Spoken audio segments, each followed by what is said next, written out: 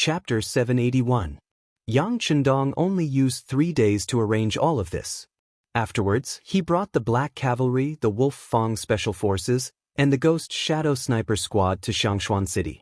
He was preparing to celebrate the new year in Baiming's capital this year.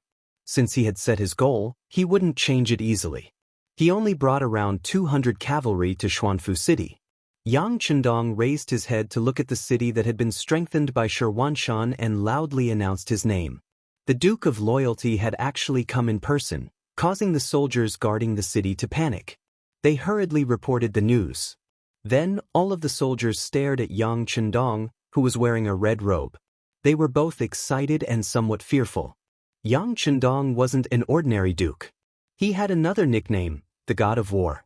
Facts had also proven that this person didn't disgrace this title. Wherever he went, all of the battles he fought were always victorious. This had even spread his name. Now that such a famous person had appeared in front of their eyes, it was reasonable for the soldiers guarding the city to be curious, excited, and even a bit scared. Shi Wanshan hurriedly arrived at the city. Ancient River, Ning Wenfeng, and the others had also just arrived. Immediately, everyone climbed up the city gate tower and saw the great Ming's Duke of Loyalty, Yang Chendong. Shi Wanshan had seen Yang Chendong from afar before, so he had some impression of him. It had only been less than 2 years. With this glance, he immediately confirmed the person's identity. He immediately whispered to Ancient River, Ning Wenfeng, and the others beside him, "It is indeed the Duke of Loyalty." His identity was verified, and he couldn't see any large army ambushing him. Shi Wanshan chuckled and loudly said, "I didn't know that the Duke of Loyalty had come. I'm sorry for not going out to meet you. I've sinned. How about this? I'll immediately order people to open the city gates. Duke of Loyalty, please wait for a moment." Well said. With a smile, Yang Chendong gave people a very gentle feeling.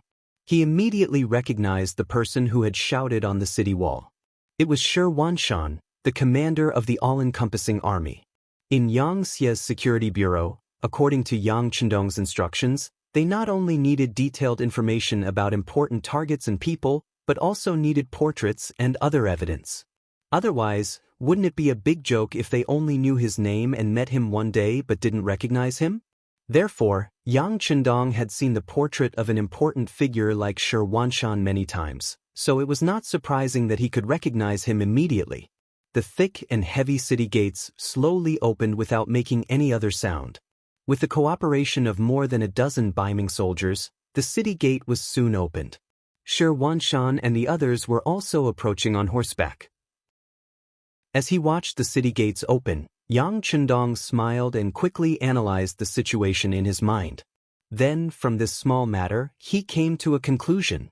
This Shi Wanshan should be ready to attack at any time, eyeing Tulu City like a tiger eyeing its prey. Otherwise, the opening of the North City Gate would not have been so easy. One had to know that if a city gate was left untouched for a long time, it would rust. Once it was opened, it would emit creaking noises. However, there was no such sound now. It was obvious that this gate had been opened often in the past. It was self-evident what this meant. Shi Wanshan did not expect that such a small matter would lead to so many things. At this moment, he was still riding his horse with a smile on his face. When he was 5 meters away from Yang Chendong, he jumped off his horse. Then he lowered his head and said respectfully, "Commander of the Department of Wanquan, Shi Wanshan, greets the Duke of Loyalty." Duke, Marinkout. These 3 titles had very different statuses. If the other party was only a marquis, Shi Wanshan would not have to bow like this. However, a duke was different. Yang Chendong also had the title of war god. He enjoyed a very high status in the army. It was normal for him to bow like this. When Shi Wanshan got off his horse, Ancient River, Ning Wenfeng, and the others behind him also got off their horses to greet him. Yang Chendong did not move from his horse. He just nodded and said, "Commander Shi, thank you for your hard work. Generals, thank you for your hard work."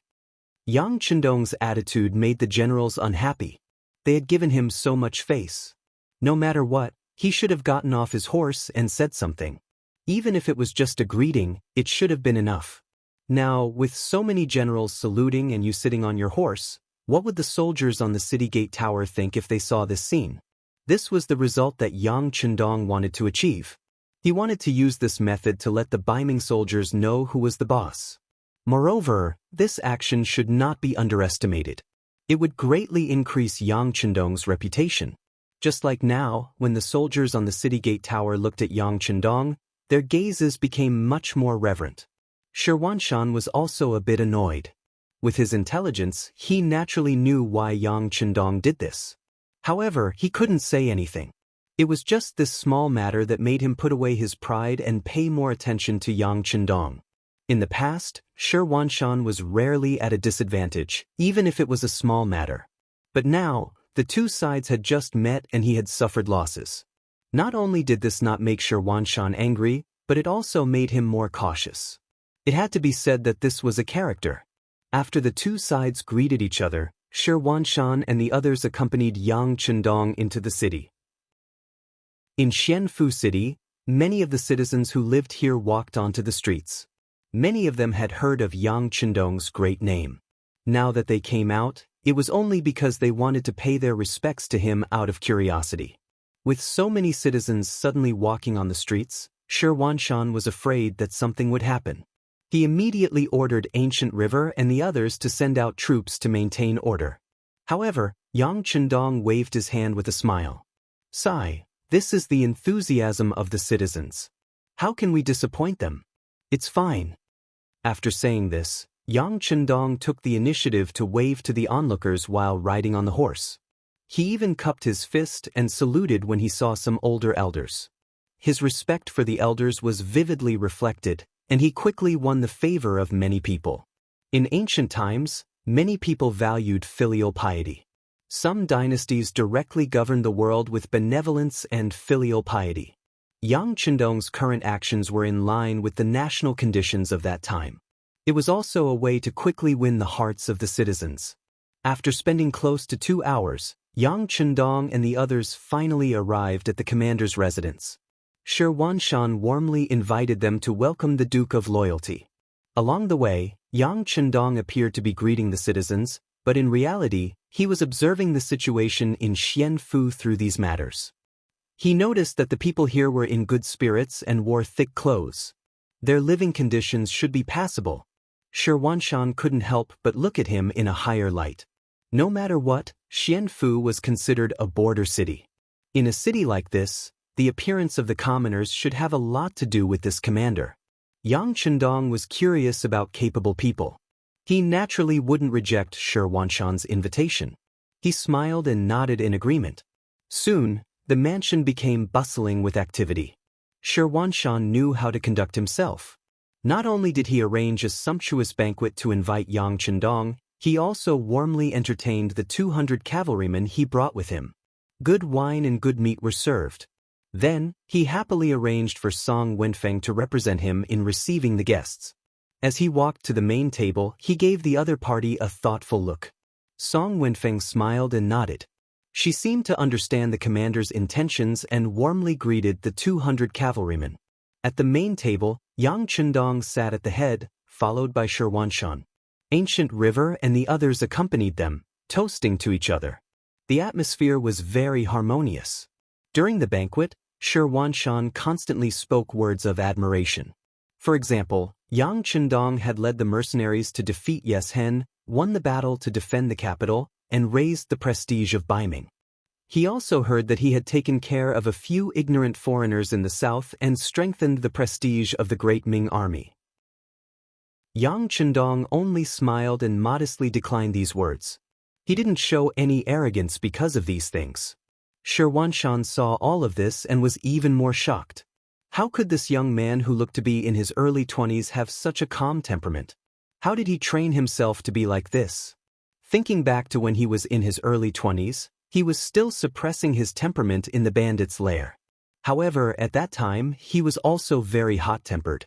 He definitely couldn't be as indifferent as Yang Chendong. At the same time that Yang Chendong became more important, he was even more curious about the other party's sudden appearance in Shen Manor. After 3 rounds of wine and 5 dishes, he pretended to be slightly drunk and asked, "Duke, I wonder if there is something important that you have suddenly come to my Xian manor this time? Yang Chendong still had a smile on his face as he replied. Then what is the purpose of the High Duke's visit? Gu He pretended to be puzzled and asked. I'm just passing by.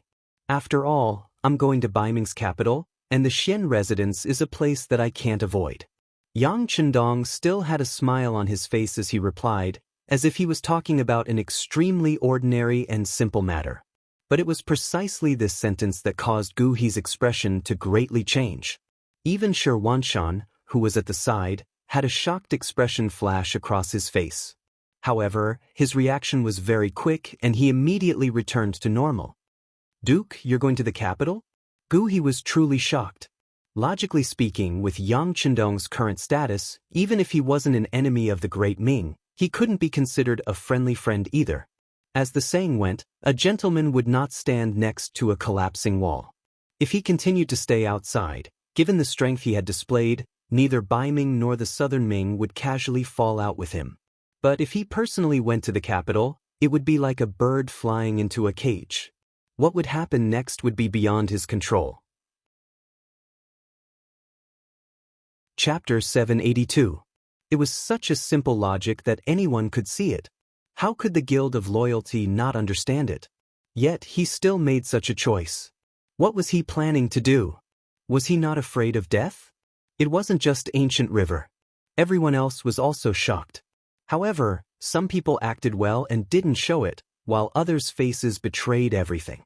Yang Chendong took in everyone's expressions from the corner of his eyes. Then he smiled and said, I was originally a citizen of the Great Ming. Last time, I returned to my hometown to pay respects to my ancestors. I was also requested by Emperor Yingzong of the Southern Ming dynasty. Moreover, Emperor Yingzong allowed me to go to the south. Now that my mission is complete, I naturally have to return to Baiming. I have a Yang village outside of Baiming's capital. There are still 2 madams there. What he said was incomparably natural and also a kind of truth. However, whether this was the truth or not, no one knew. Speaking of the Yang village 15 li south of the capital, there were very few people who didn't know about it. It was said that there were many people who wanted to pay their respects to it. However, it was said that the place was heavily guarded and outsiders were not allowed to enter. As for the 2 madams there, in the eyes of outsiders, they were just hostages. Now that Yang Chendong said that he was going home, naturally no one believed him. However, regardless of whether they believed it or not, since Yang Chendong said this in front of everyone, they naturally pretended to understand. The madams discussed this topic and raised their cups to drink again. What they talked about were all strange things. It was purely a topic of conversation at the table. The welcoming banquet lasted for more than 2 hours before it finally ended. Under Shi Wanshan's warm invitation, Yang Chendong and the cavalry stayed in the commander's courtyard. The residents had also cleared out the entire northern courtyard. There were dozens of rooms there and it was more than enough to accommodate these people. After Yang Chendong and the others entered the northern courtyard, they quieted down. Shi Wanshan saw that there was nothing else to tell him. He smiled and left, saying that he would come again tomorrow morning to pay his respects. Then he returned to the eastern courtyard. Ancient River and Ning Wenfeng were already waiting there. How is it? After entering the side hall, Shi Wanshan found a seat at the head of the table and took a sip of strong tea. Then his gaze fell on Ning Wenfeng. Earlier he had intentionally sent this person to entertain those cavalrymen because he wanted to see if he could get any information from them. Unfortunately, Ning Wenfeng shook his head. Commander, those cavalrymen only ate. They didn't even take a sip of wine. From the beginning to the end, they didn't even say a few words. Their lips are really tight. We can't get any useful information. However, in the end, Ning Wenfeng still left something unsaid, which attracted the attention of Shi Wanshan and Ancient River. They all knew that something must have been discovered. However, through this banquet I discovered one thing, and that is that these cavalrymen seem to be treated very well. There are some big fish and meat on the table, and most of it is fatty meat. However, I found that they only eat lean meat. I think this is because they are used to eating such things. When Ning Wenfeng talked about this, he kept shaking his head. It was obvious that he was somewhat surprised in his heart. One must know that because the ancient people's living conditions were not good, and they didn't have enough oil. Under normal circumstances, fatty meat was more desirable. Only those who were used to eating fish would choose to eat lean meat. Just this alone was enough to explain a lot of problems. Shi Wanshan couldn't help but nod his head. The scouts have also reported that the meals and treatment of the mercenaries have always been very good. This confirms the authenticity of this matter. Ancient River, who was sitting there, saw that the two of them were talking about food. He couldn't help but say anxiously, "Hey, now is the time. Why do we still care about those things? In my opinion, we should immediately send a large number of troops to surround the northern courtyard and capture the Duke of Loyalty. Then we can hand him over to the imperial court. That would be a great merit." When Ancient River finished speaking, Ning Wenfeng hurriedly shook his head to stop him. Originally, Shi Wanshan also wanted to object. However, when he heard Ning Wenfeng speak first, he didn't rush to express his opinion. Instead, he asked with a smile, "Wenfeng, why not?" "Commander, the Duke of Loyalty is not easy to deal with, especially the mercenaries under him. Even the Emperor is very wary of them. Right now, we haven't figured out the intentions of the higher-ups, so we can't just make a decision. What's more, if we touch the Duke of Loyalty, the mercenaries will definitely take action. Once they're angered, they'll launch an all-out attack on us. Not to mention whether our Xian manor will be able to hold on. Will the higher-ups hand us over to stabilize the situation?" Ning Wenfeng's thoughts were so far-sighted that Shi Wanshan nodded his head repeatedly. At the same time, Ancient River's face was filled with shock.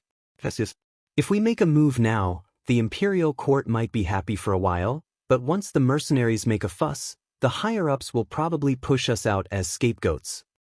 We can't do something like that. If only Eunuch Deng was here." The eunuch Deng that Ancient River spoke of was the eunuch guardian of the Xian Manor, Deng Cheng. A while ago, the emperor wanted to know the situation here and summoned him back to the capital for questioning. When it came to eunuch Deng, Ning Wenfeng had a different opinion. It's actually a good thing that eunuch Deng isn't here. Otherwise, if he wanted us to capture the Duke of Loyalty, what do you think we should do? Disobeying his orders is the same as disobeying the emperor's decree. Which one of us can bear the consequences? And if something happens in the future, he can send us back at any time, but the rest of us will have to suffer. Ancient River's face paled at this reminder, and he inwardly sighed. As expected, he couldn't think as well as Ning Wenfeng, so he modestly asked, "Then what should we do next?" "Based on what you've said, the Duke of Loyalty is a hot potato that will bring misfortune to whoever takes him over." That's about right. Since we now know what sort of status he has, it's better to immediately send him out of Xian City. As for whether he wants to return to Tulu or go to the capital, that's his choice. Ning Wenfeng chuckled, clearly agreeing with Ancient River's analogy. Send him away now? Isn't that a little too hasty? This time, it was Shi Wanshan who spoke. It was clear that he was somewhat unwilling to part with such a fat piece of meat being delivered to him. He felt that if he didn't do anything, he would be letting down this opportunity that had been thrown at him. Ning Wenfeng could understand what Shi Wanshan was thinking. After all, this was an opportunity. Alas, this bait was too big, so big that they simply couldn't swallow it. If they forcefully swallowed it, it would be delightful for a moment, but soon, their stomachs would burst open.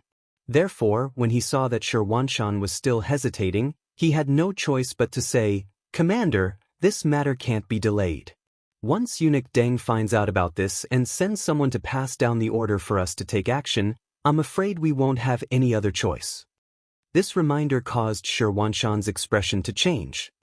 That's right. We should send them away quickly." Seeing that Shi Wanshan had listened to his suggestion, Ning Wenfeng added, "Yes, we'll send them away tomorrow morning and then send someone to inform Eunuch Deng in the capital that we don't dare to act on our own. Moreover, the Duke of Loyalty is certain to be in a hurry to leave, so we can't stop him. Thus, we'll leave the matter up to them." Logically speaking, with Shi Wanshan's intelligence, it wasn't that he hadn't thought of these things. It was just that the implications of this matter were too great, and for a moment, He was a little fascinated and couldn't extricate himself. Now that he heard this, he immediately made the right choice. Okay, I'll persuade the Duke of Loyalty to leave tomorrow morning. The East Courtyard was still secretly plotting and thinking of a way to deal with this. In the North Courtyard, Beta Persei also came to Yang Chendong's side and asked for instructions. There was another person standing at the side. He was thin, and who else could it be but Shiel? Tiger's Mane didn't return to the capital with Yang Chendong this time, but stayed in the first city area. The sixth young master wasn't here, and the military here also needed a strong person to hold the fort. Tiger's Mane, who had just become a division commander, obviously had such qualifications. Tiger's Mane wasn't here, but he had asked Shiel to accompany him. It was obvious that Yang Chendong really thought highly of this person's ability. Shiel's speech about the people deeply won Yang Chendong's heart. In order to get to know this person better, and also to give him some pointers, Yang Chendong kept him by his side. This action naturally caused Shibiao to be extremely excited. Shiel's mother was Han, and he originally had some Han appearance. Now that he had changed into the Black Knight's clothes, no one could tell that he was originally the Deputy General of Tulu City. And just now, Yang Chendong was talking to him about the current situation. Beta Persei entered the room, first glanced at Shiel, nodded as a greeting, and then turned to Yang Chendong and asked, "Young master, the captains asked if we should be fully armed tonight and be ready to fight at any time." "No need." Yang Chendong waved his hand and said decisively, "Then what if this Shirwanshan has other ideas? If we aren't prepared at all, I'm afraid that we won't be able to guarantee our safety." Beta Persei added anxiously. Usually, when he was by Yang Chendong's side, he was very obedient. Usually, when Yang Chendong said one, he wouldn't say two. But now the situation was different. They were in someone else's lair, and it was related to the sixth young master's safety, so he had to say more. He also knew that Beta Persei would ask this because he was worried about his safety. Yang Chendong didn't mean to blame him, but said indifferently, "If they really want to fight, do you really think that we can stop their army with just 200 riders? Okay, tell the soldiers to have a good rest today, we still have to travel tomorrow." Chapter 783. Since Yang Chendong had said so, Beta Persei could only nod and say, "Yes, I will arrange it now." After Beta Persei left the room, Yang Chendong glanced at Shibi and said, "Continue what you were saying."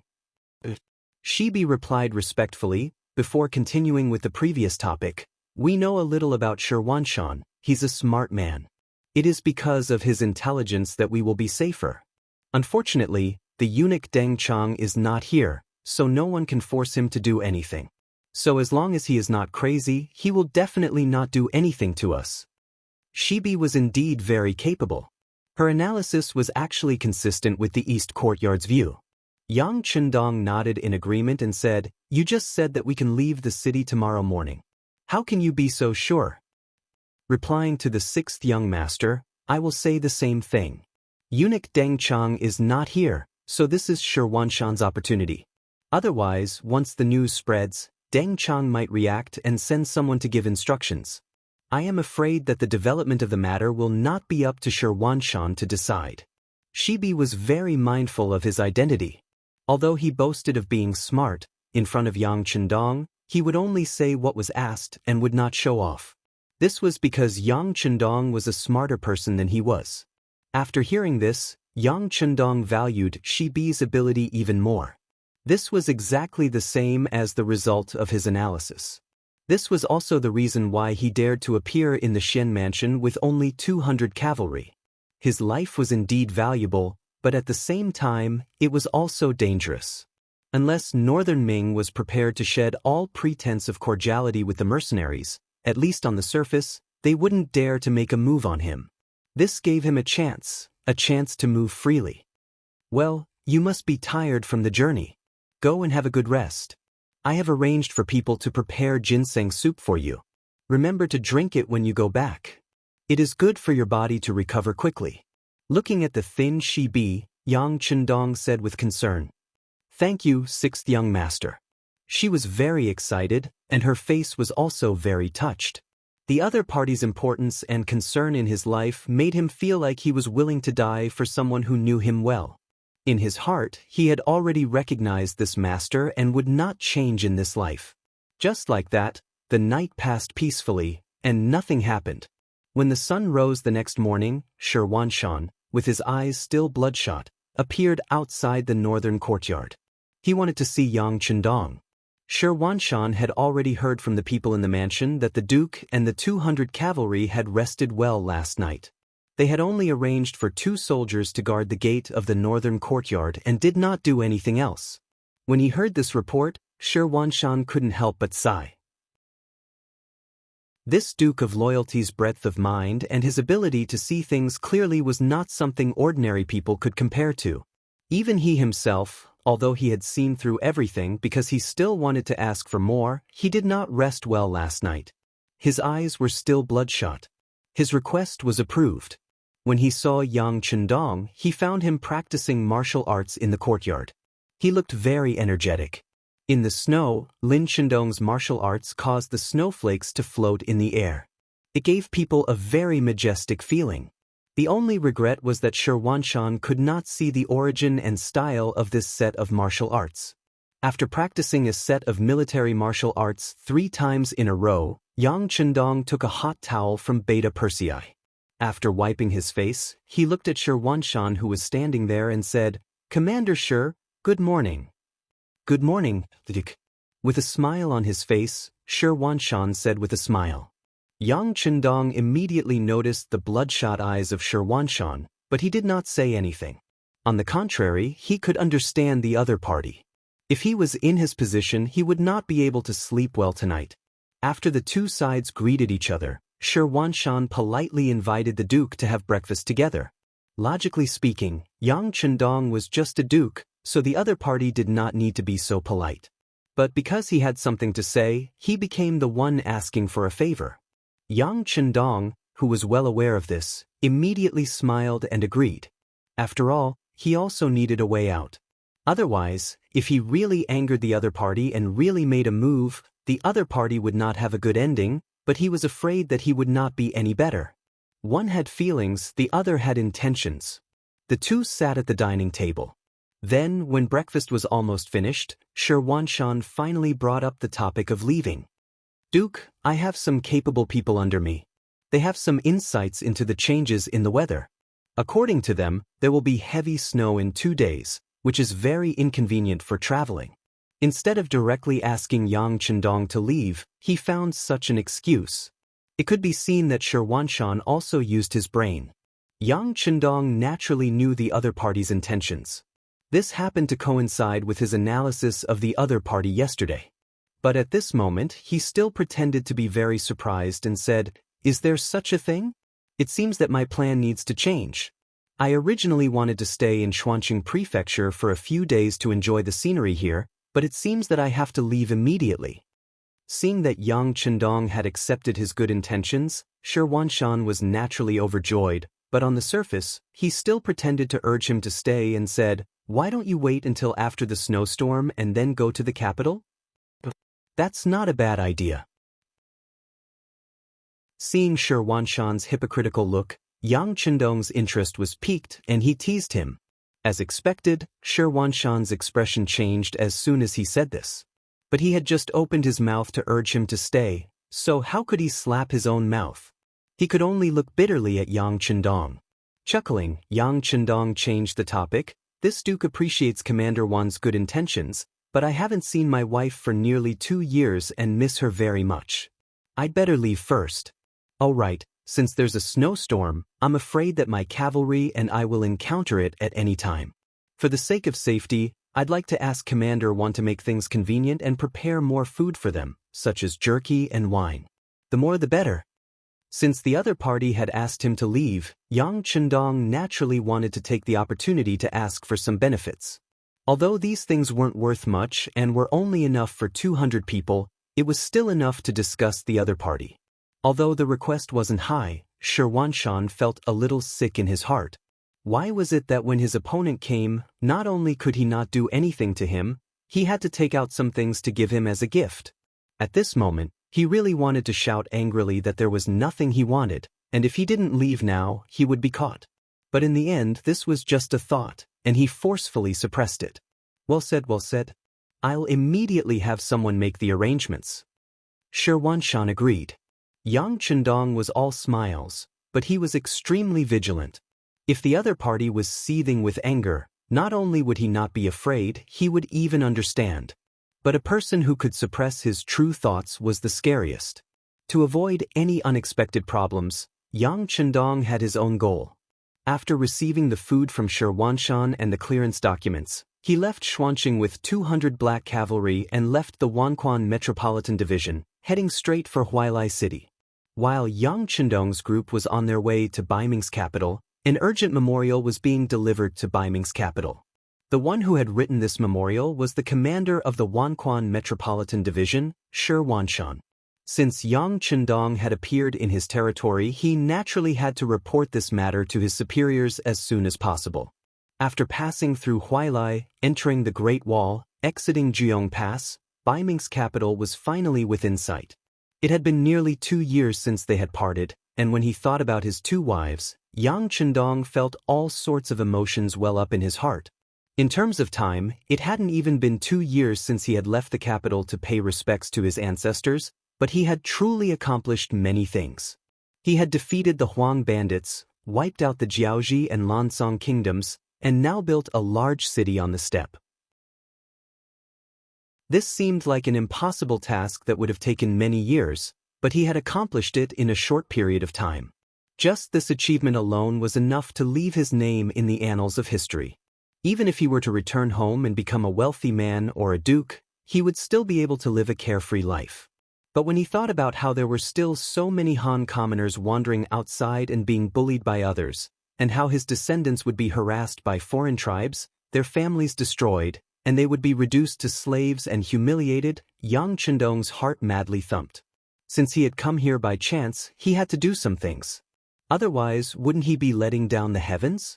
At the very least, I've laid down the foundation. As long as I continue to develop normally, everything will be fine. Everything will change. Encouraging himself, Yang Chendong rode on his white dragon horse and raised its whip, increasing its speed toward Baiming's capital. Baiming's capital. It was still as bustling as ever. Crowds flowed through the streets, and the sounds of hawking could be heard. It was as lively and prosperous as the along the river during the Qingming festival. In contrast, the imperial palace of the capital was in chaos. Several junior eunuchs from the Bureau of Rites had hurriedly led their teams out of the palace to inform the important officials to discuss matters with the emperor. The main reason for this was the urgent report that Shirwanshan had delivered. Emperor Zhu Qiyu had never imagined that the Duke of Loyalty and Courage who had given him such a headache and left him helpless would suddenly appear in the Xuanfu residence. Looking at the report from the commander of the Myriad Affairs Bureau, Shirwanshan, he realized that this person's goal was the capital of Baiming. When Jin Ying, the head eunuch, hurriedly delivered the memorial to the throne to him, Zhu Qizhen was really startled. He almost jumped up from the dragon throne and cried out in alarm. Chapter 784. Regarding what Yang Chendong had done with the mercenaries in the north, there were naturally regular reports from the spies of the military's brocade guard, which had also provoked Zhu Qiyu's anger and delight.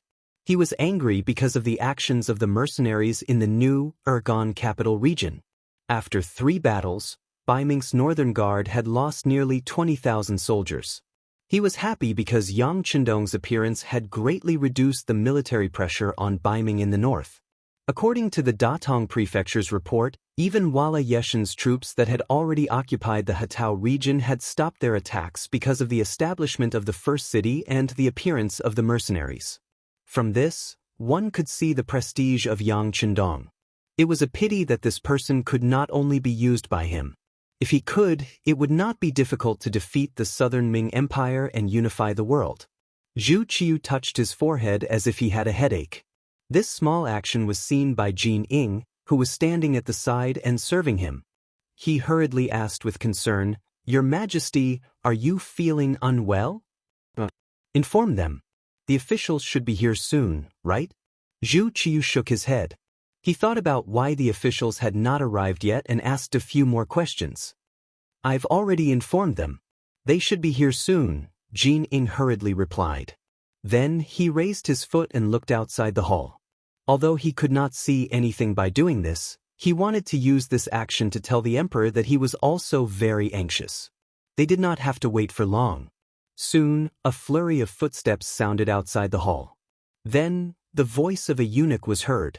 "Your Majesty, Minister of War Yi Ming has arrived. He requests an audience."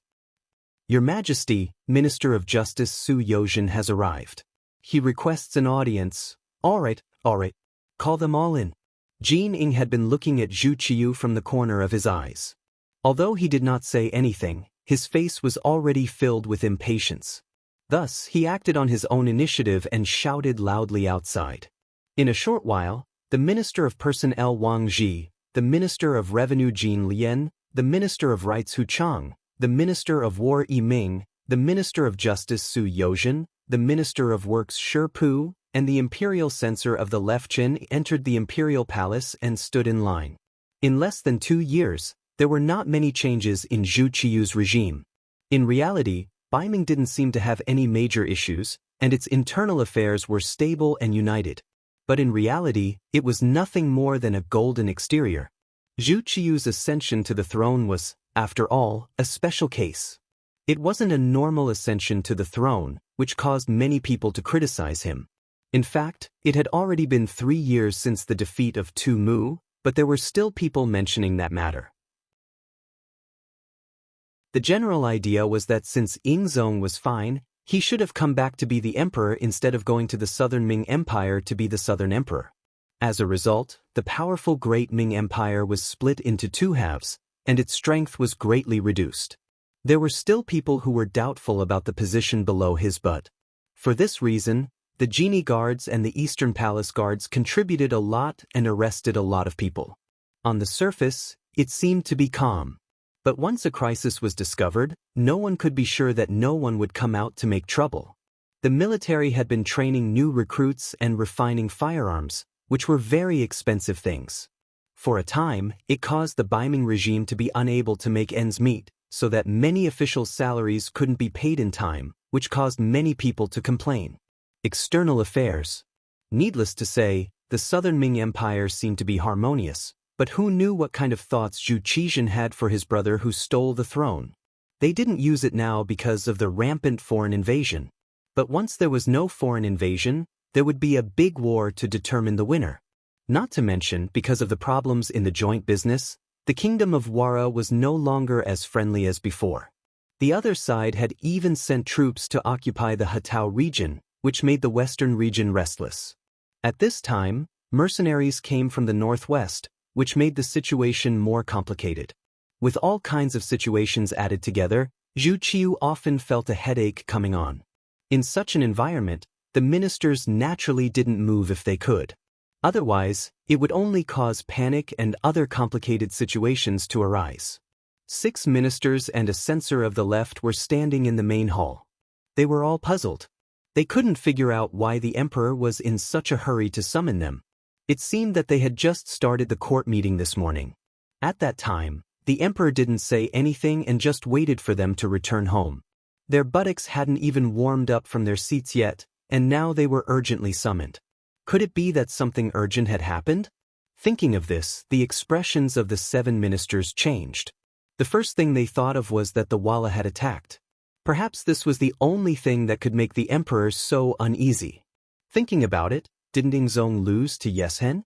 As for why no one thought about the Southern Ming Empire and the mercenaries, it was because, in a sense, they were on the same side. Now that the external threat had not been dealt with, there shouldn't be any internal problems. The expressions of the 7 ministers changed one after another, but they were all calm. No one said anything, waiting for the emperor's orders. Zhu Qiu had long been used to this scene. He also knew that these ministers were all scheming people. Normal things wouldn't be able to provoke them. Good, since it was like this, he would make a move today to provoke them. Ji Ning, let the ministers have a look at the memorial. Yes, Your Majesty. Ji Ning agreed. Holding the memorial that Shi Wanshan had sent, she was the first to walk in front of the Minister of Personnel, Wang Ji. Minister Wang, please have a look. Since ancient times, the officials of the Ministry of Personnel were one level higher than the officials. They were also known as the heavenly official of the Ministry of Personnel. Thus, it was never wrong to let Wang Ji have a look first. Wang Ji nodded his head reservedly. Then, he took the memorial and began to read it. But in just a few breaths, his expression kept changing. It was obvious that this memorial must be about something important. Otherwise, the heavenly official of the Ministry of Revenue, who usually didn't show his joy on his face, wouldn't be so nervous and lose his composure. After about 10 breaths, Wang Ji returned the memorial to Great Eunuch Jin Ing. Then, the memorial was passed down to the Minister of Revenue, Jin Lian. His expression also changed, no different from Wang Ji's earlier expression. After another 10 breaths, the memorial continued to be passed down, and the same thing happened again and again.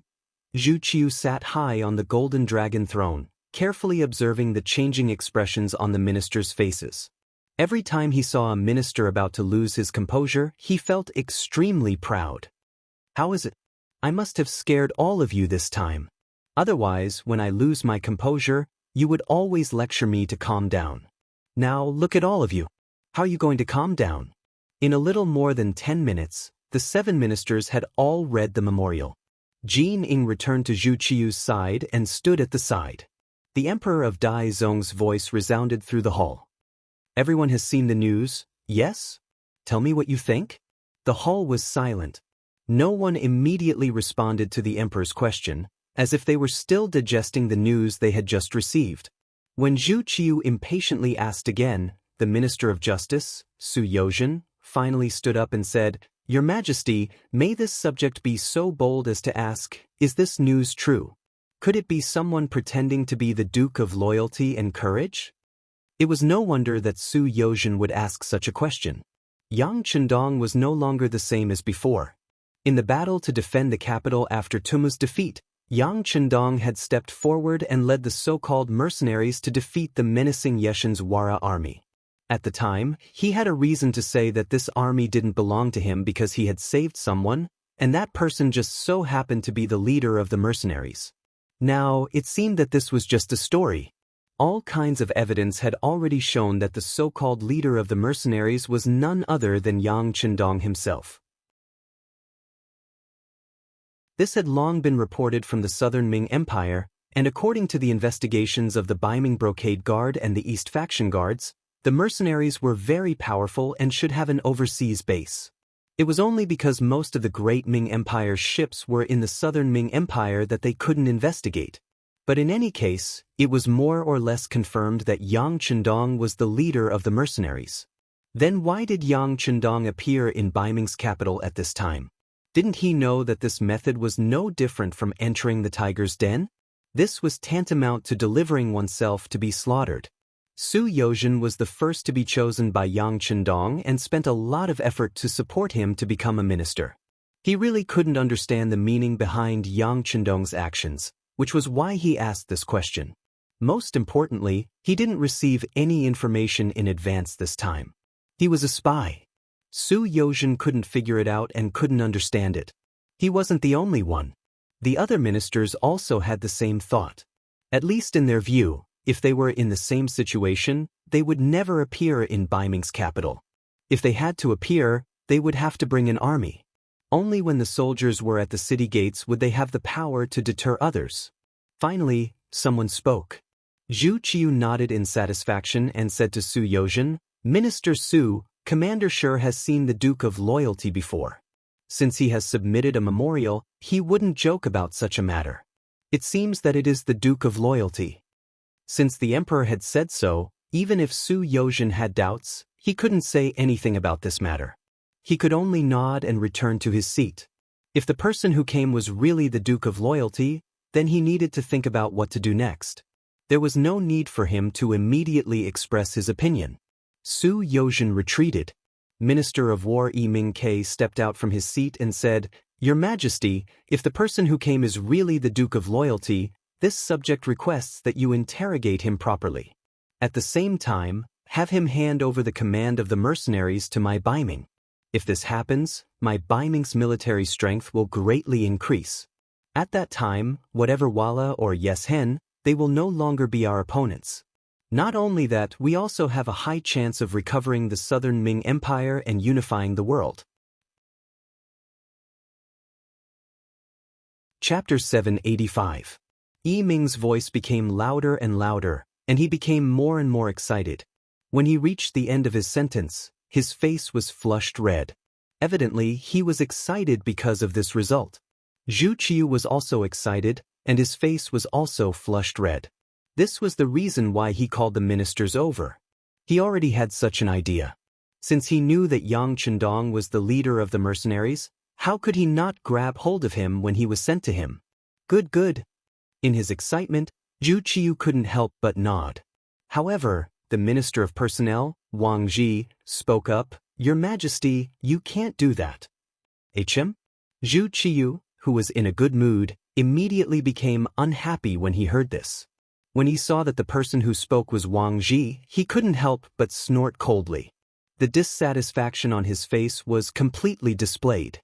Wang Ji's grandson, Wang Si, had once been on good terms with Yang Chendong, and had even been part of the first batch of students at the Yang Family Academy. Not only that, but after Yang Chendong left Baiming, everything related to the Yang Family Academy had been taken care of by him. It could be said that he was a true student of Yang Xie, and also a staunch supporter of Yang Chendong. Because of this matter, Wang Ji had been accused by many people in the past 2 years. Some said that he was colluding with a foreign country, some said that he was betraying his master for glory, and some even said that he was Yang Chendong's dog, waiting to bite at any time. In the face of these accusations, Wang Ji had never defended himself. He just did his job obediently. He admired Yang Chendong, but he had never worked together with him. Recently, he hadn't contacted him at all. As the saying goes, if you don't do anything wrong, you don't have to be afraid of ghosts calling at your door. With this kind of mentality, Wang Ji still did things his own way. Daizong Zhu Qiu was also dissatisfied with him, but because Wang Ji's ability was outstanding under his coordination, the promotion and promotion of officials were carried out in an orderly manner, so he rarely had to worry about it. At this time, if it was another person, there might not be such good results. Not to mention, after being the Minister of Personnel for so many years, he had disciples all over the world. If he wanted to target Wang Ji, it would be impossible without a clear plan. It would only lead to chaos, and that was not what Zhu Qiu wanted to see. However, not moving Wang Ji did not mean that Zhu Qiu liked him. Seeing this person jump out so quickly at this time, of course he was unhappy in his heart. He only snorted coldly and did not reprimand him. This was already giving him a lot of face. Zhu Qiu's face was filled with displeasure. Wang Ji was not moved by this. Everything he did was for the good of Baiming. He did not care about anything else. Even if he spoke now, it was for the good of Baiming. Your Majesty, you must not act rashly. The Duke of Loyalty has not committed any great crime. If we act rashly, what excuse can we use to control him? Moreover, if we act against the Duke of Loyalty, what will the mercenaries do? Will they attack us Baiming? Although we have more than half of the new recruits, their fighting strength is not fully formed. If we fight with the mercenaries now, it is difficult to determine the outcome. If we do this, we will only let others benefit from it, Your Majesty. There was no need for Wang Ji to explain the strength of the mercenaries. Who in the room did not know?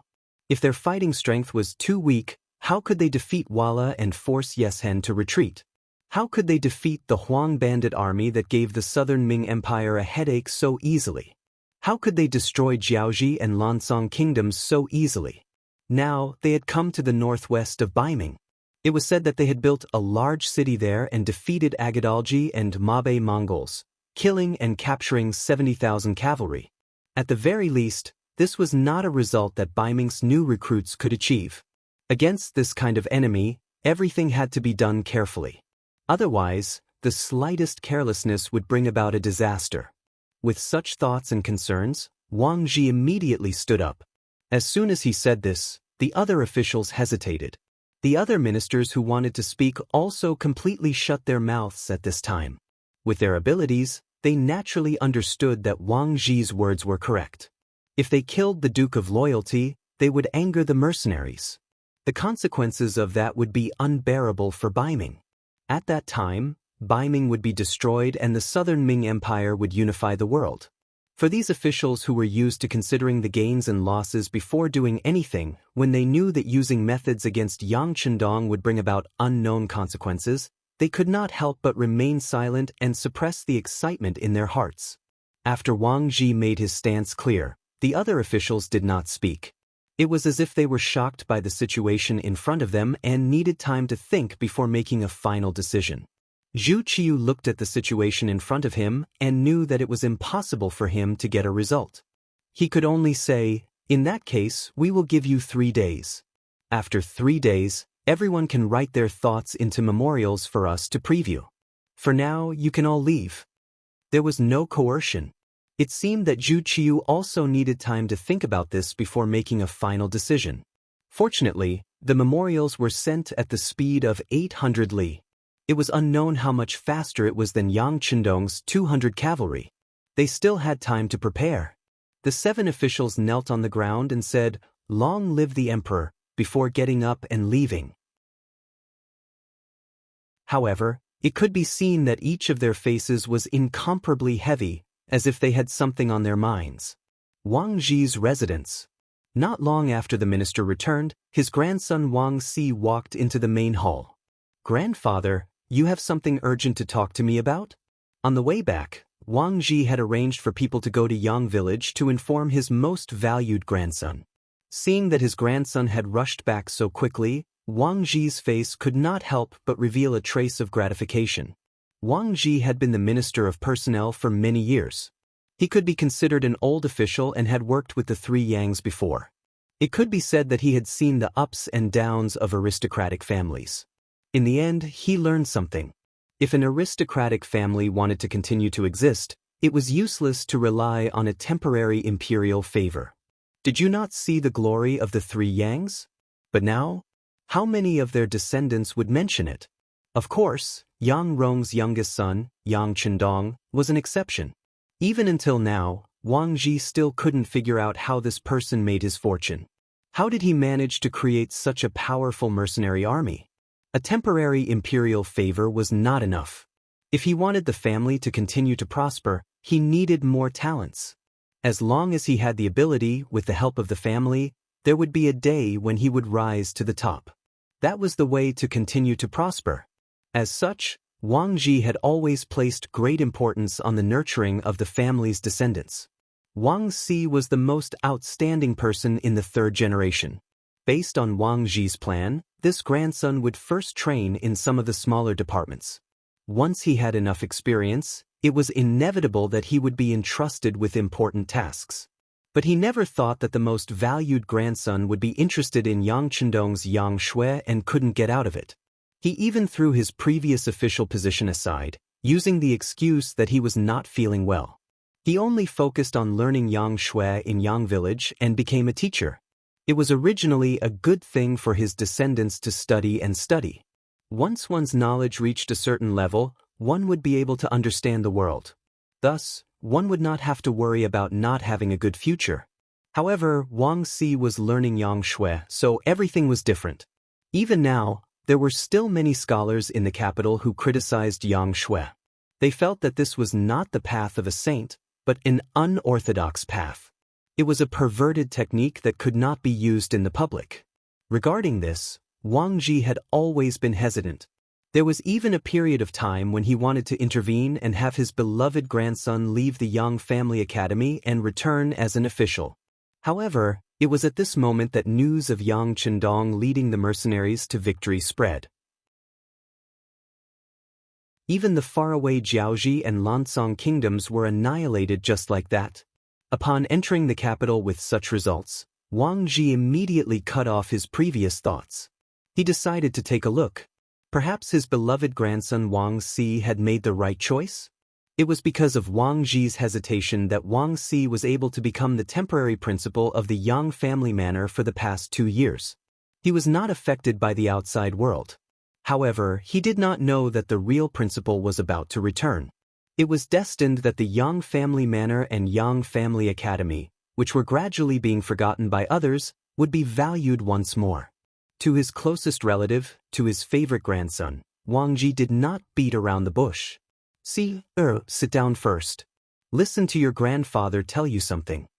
Seeing his grandfather's grave expression, Wang Xi nodded and found the nearest chair to sit down. He looked at Wang Xi in confusion, and then he quickly jumped up from the chair. Grandfather, what did you say? The Duke of Loyalty has already passed the Xian residence and is heading to the capital? It was no wonder that Wang Xi was so excited. Although he was a teacher in the Yang Family Academy, he had a deep understanding of everything related to Yang Qindong. This was naturally due to the fact that his grandfather frequently sent people to inform him of the news, but more importantly, his actions had already gained the approval and trust of the two madams of the Yang family manor, so when there was any news, he would naturally know about it very quickly. And every time he received a piece of news, Wang Xi would be excited for several days. This was especially so when he learned that Yang Qindong had led the mercenaries to destroy the two small kingdoms of Jiaoji and Lancang. He had even thought of leaving the capital and looking for Yang Qindong. After all, Wang Xi was still a young man, only in his 20s. Impulsiveness and restlessness were still in their nature. The thought of leading an army to kill enemies on the battlefield made him excited. He only hoped that one day, Yang Qindong would remember him and summon him to his side. He had been preparing for this all this time. Chapter 786. But to his surprise, this idea was about to come true. Yang Qindong was actually heading straight for the capital. He wanted to see his teacher. Perhaps in the future, he would be able to follow by his side and gallop on the battlefield? Grandfather, how many soldiers did the Duke of Loyalty bring with him this time? Excited, Wang Xi looked at Wang Ji expectantly. According to the report, there were only 200 cavalrymen following him, Wang Ji replied without hiding anything. Only 200 cavalrymen? Wang Xi couldn't help but frown and ask, did the emperor summon him back? No, the emperor didn't have such thoughts, nor did he issue such a decree. It was all done by the Duke of Loyalty himself, Wang Ji replied with a satisfied look in his eyes. Just from these two questions, it could be seen that his grandson was indeed a meticulous person and considered things very comprehensively. Wang Xi didn't look at his grandfather's attitude towards him and instead lowered his head.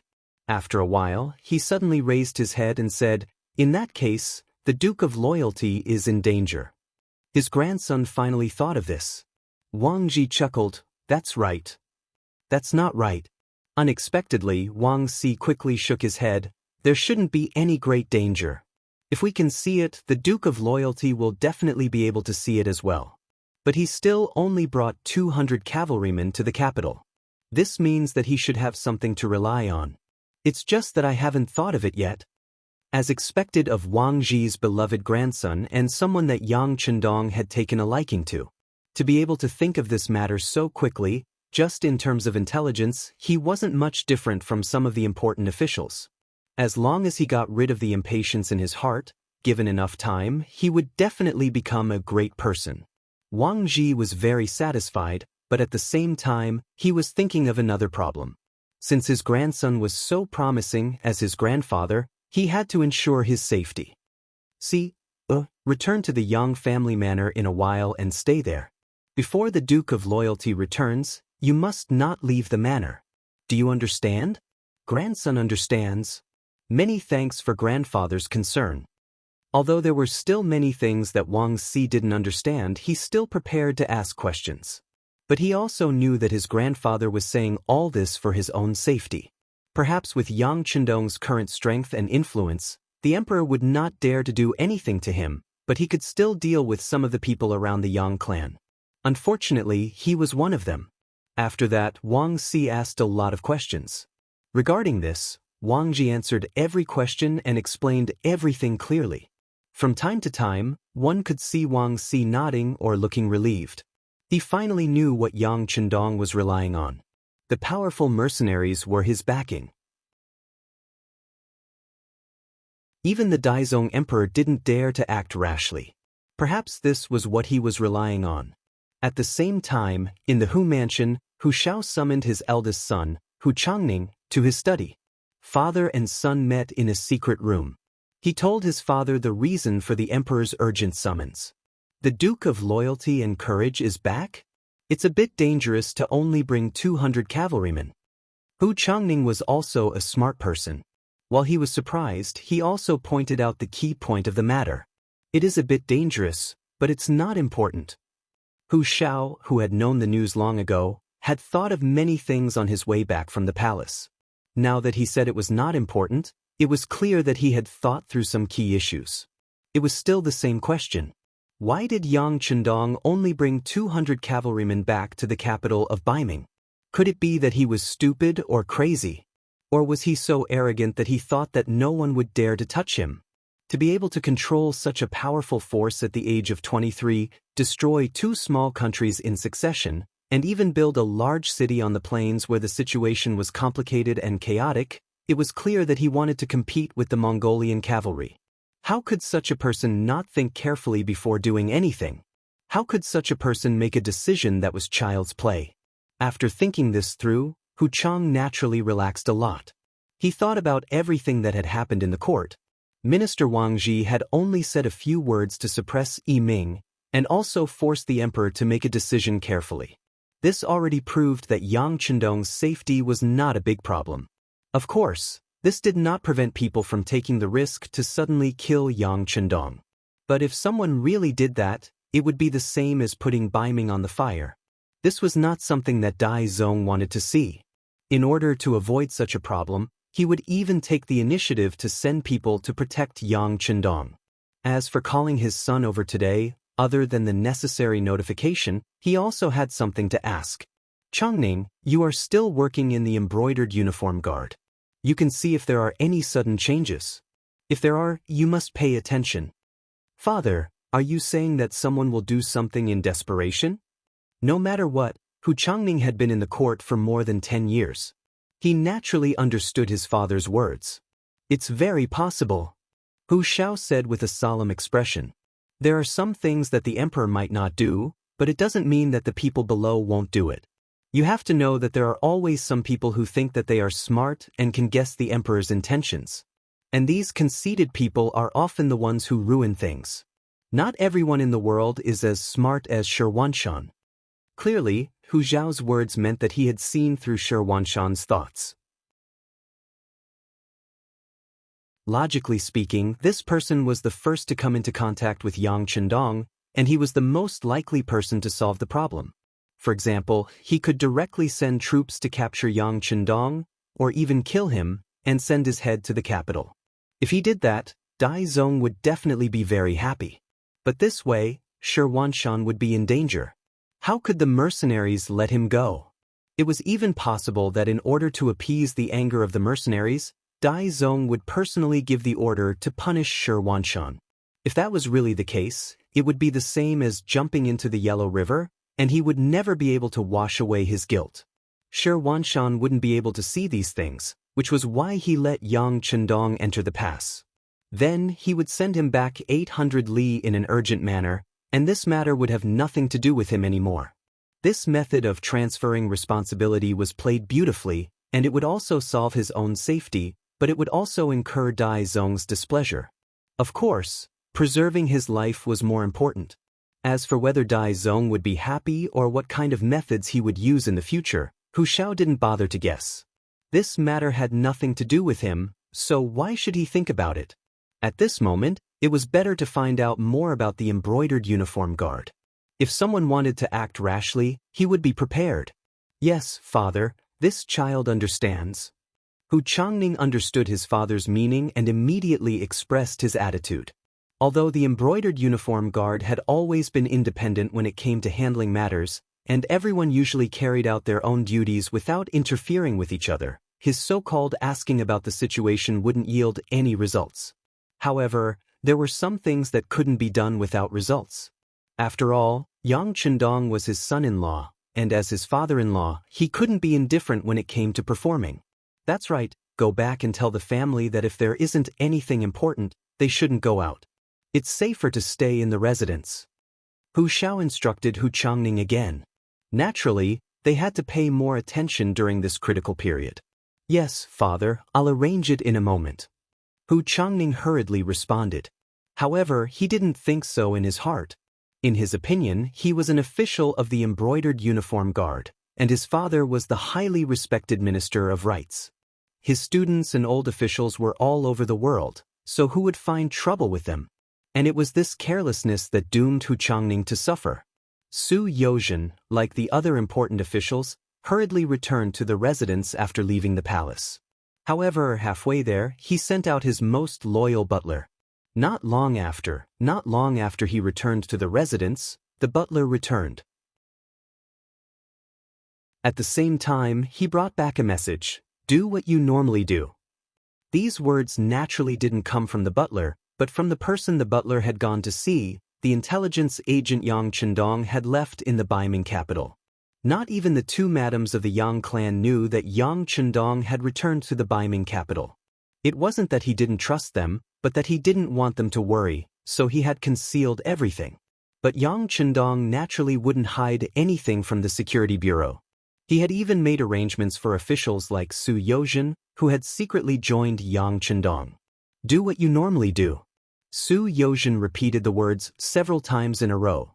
Her face was cloudy and uncertain. It seemed that the sixth young master had already made preparations, and for his own safety, he didn't need to intervene. Thinking about the various things Yang Chendong had done and the various miracles he had created, Su Yozhen wasn't as panicked.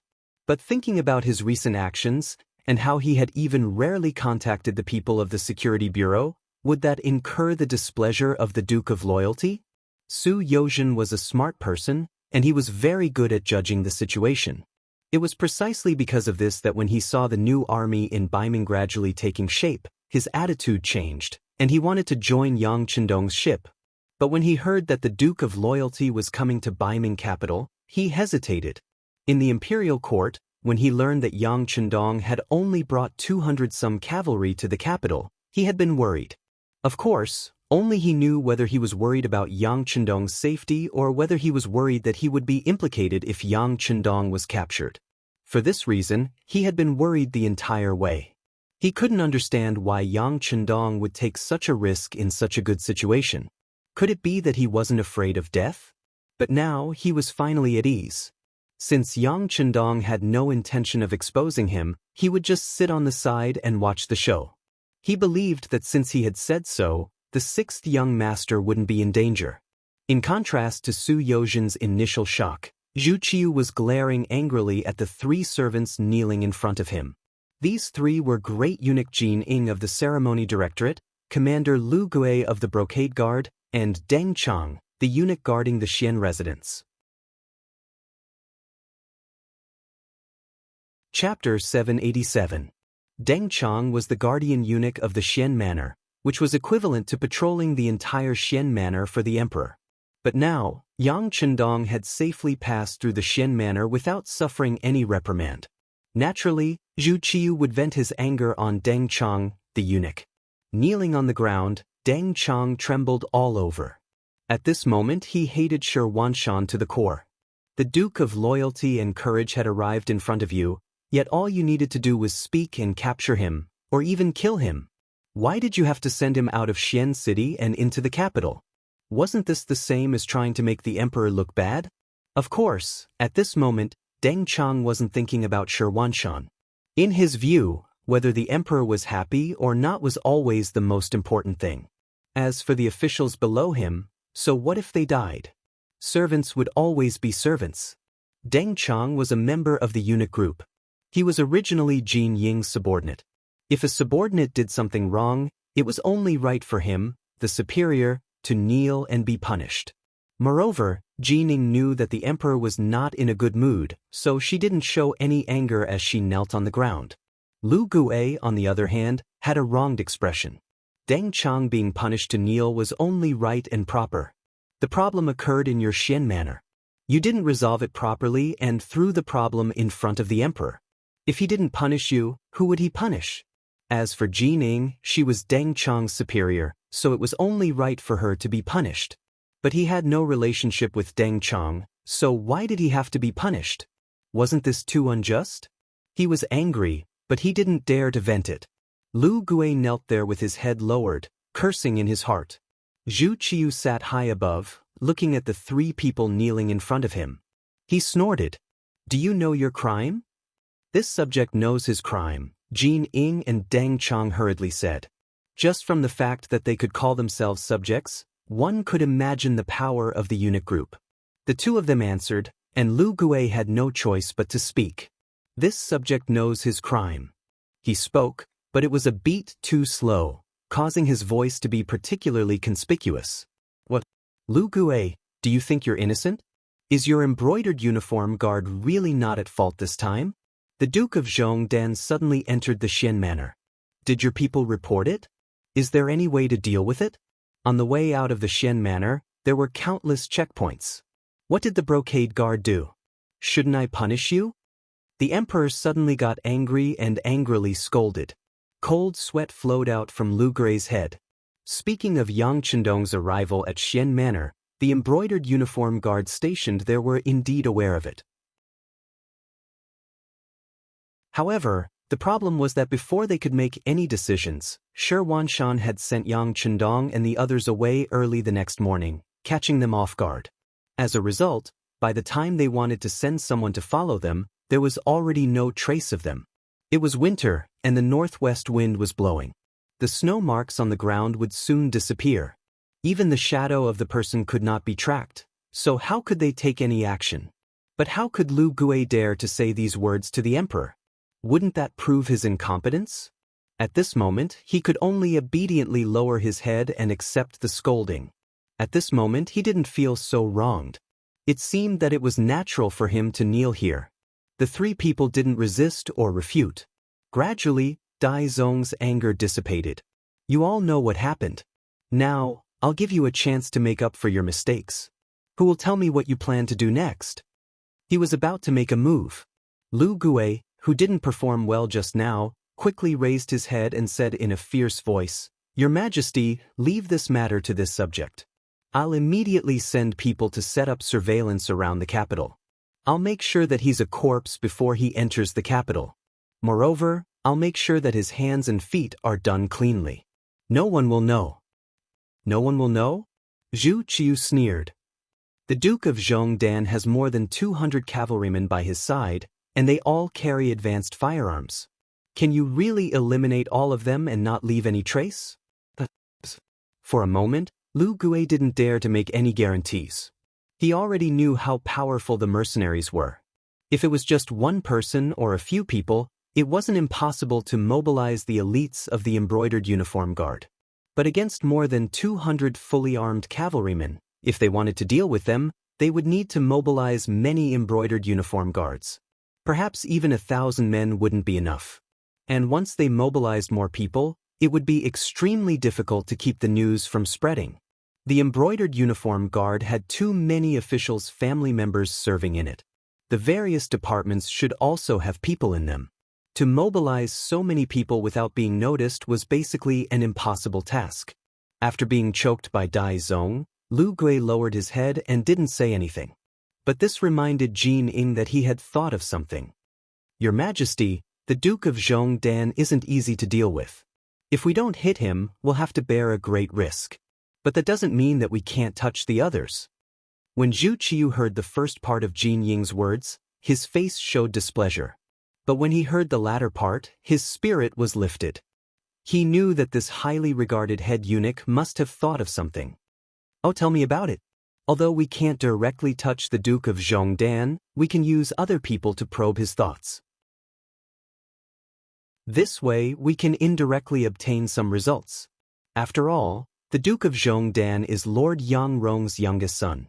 In the capital, he has close connections to all sorts of people.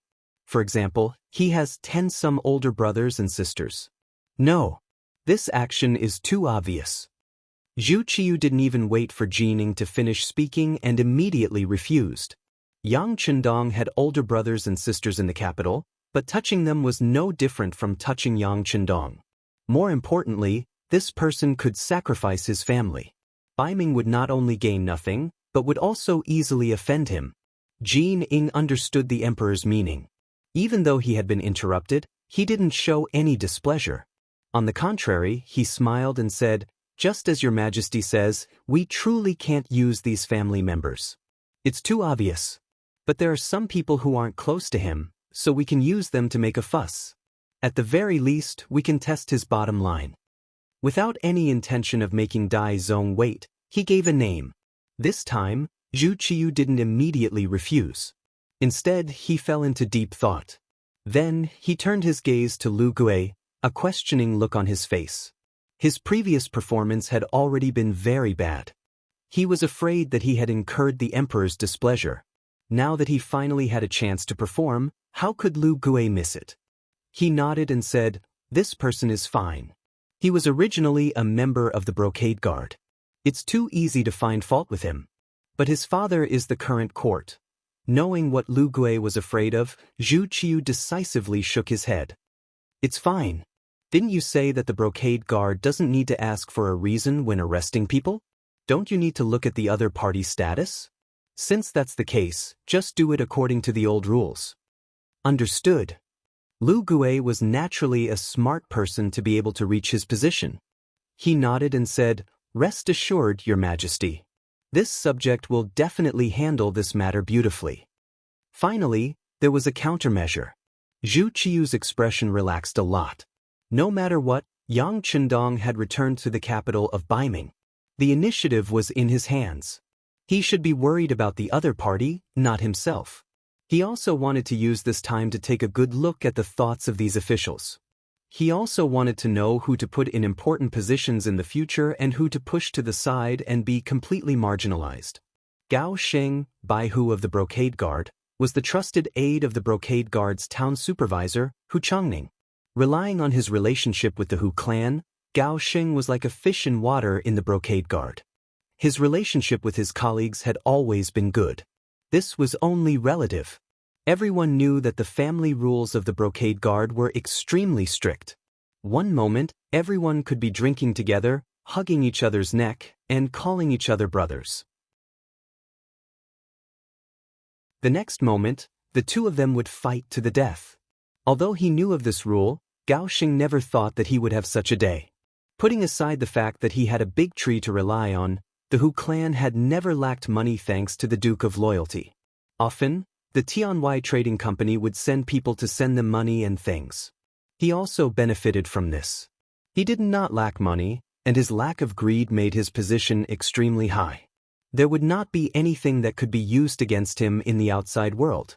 However, when Gao Sheng, who believed that he was honest and had never done anything wrong, stepped into the Brocade Guard's main gate one morning, he saw 4 fierce-looking men surrounding him. His intuition told him that things were not good. As he shouted out his identity, he thought about how to get out of the gate and find another way. However, how could the embroidered uniform guards not think of this? Before Gao Sheng could put his thoughts into action, the embroidered uniform guards surrounded him and pressed him to the ground without any explanation. Then, a black cloth was placed over his head and he was taken to the embroidered uniform guards' imperial prison. 4 hours later, at noon, when the streets of the capital were still bustling with activity, a group of embroidered uniform guards wearing flying fish robes, black gauze hats, imperial belts, and wielding embroidered spring sabers could be seen aggressively traversing the streets. This lineup caused many commoners and even some officials to hurriedly make way for them. This was the Brocade Guard. They did not need any evidence to arrest people. Sometimes, even when killing people, they did not need to follow so many rules. They really did not know who had offended them this time. Which family was going to suffer this time? The crowd made way for the Brocade Guard to walk past them. A few busybodies even followed behind the Brocade Guard, wanting to see what was going on. Not long after, they saw a scene that shocked them. This group of Brocade Guard actually came to the residence of the Minister of Rights, Hu Shao, and loudly smashed the door.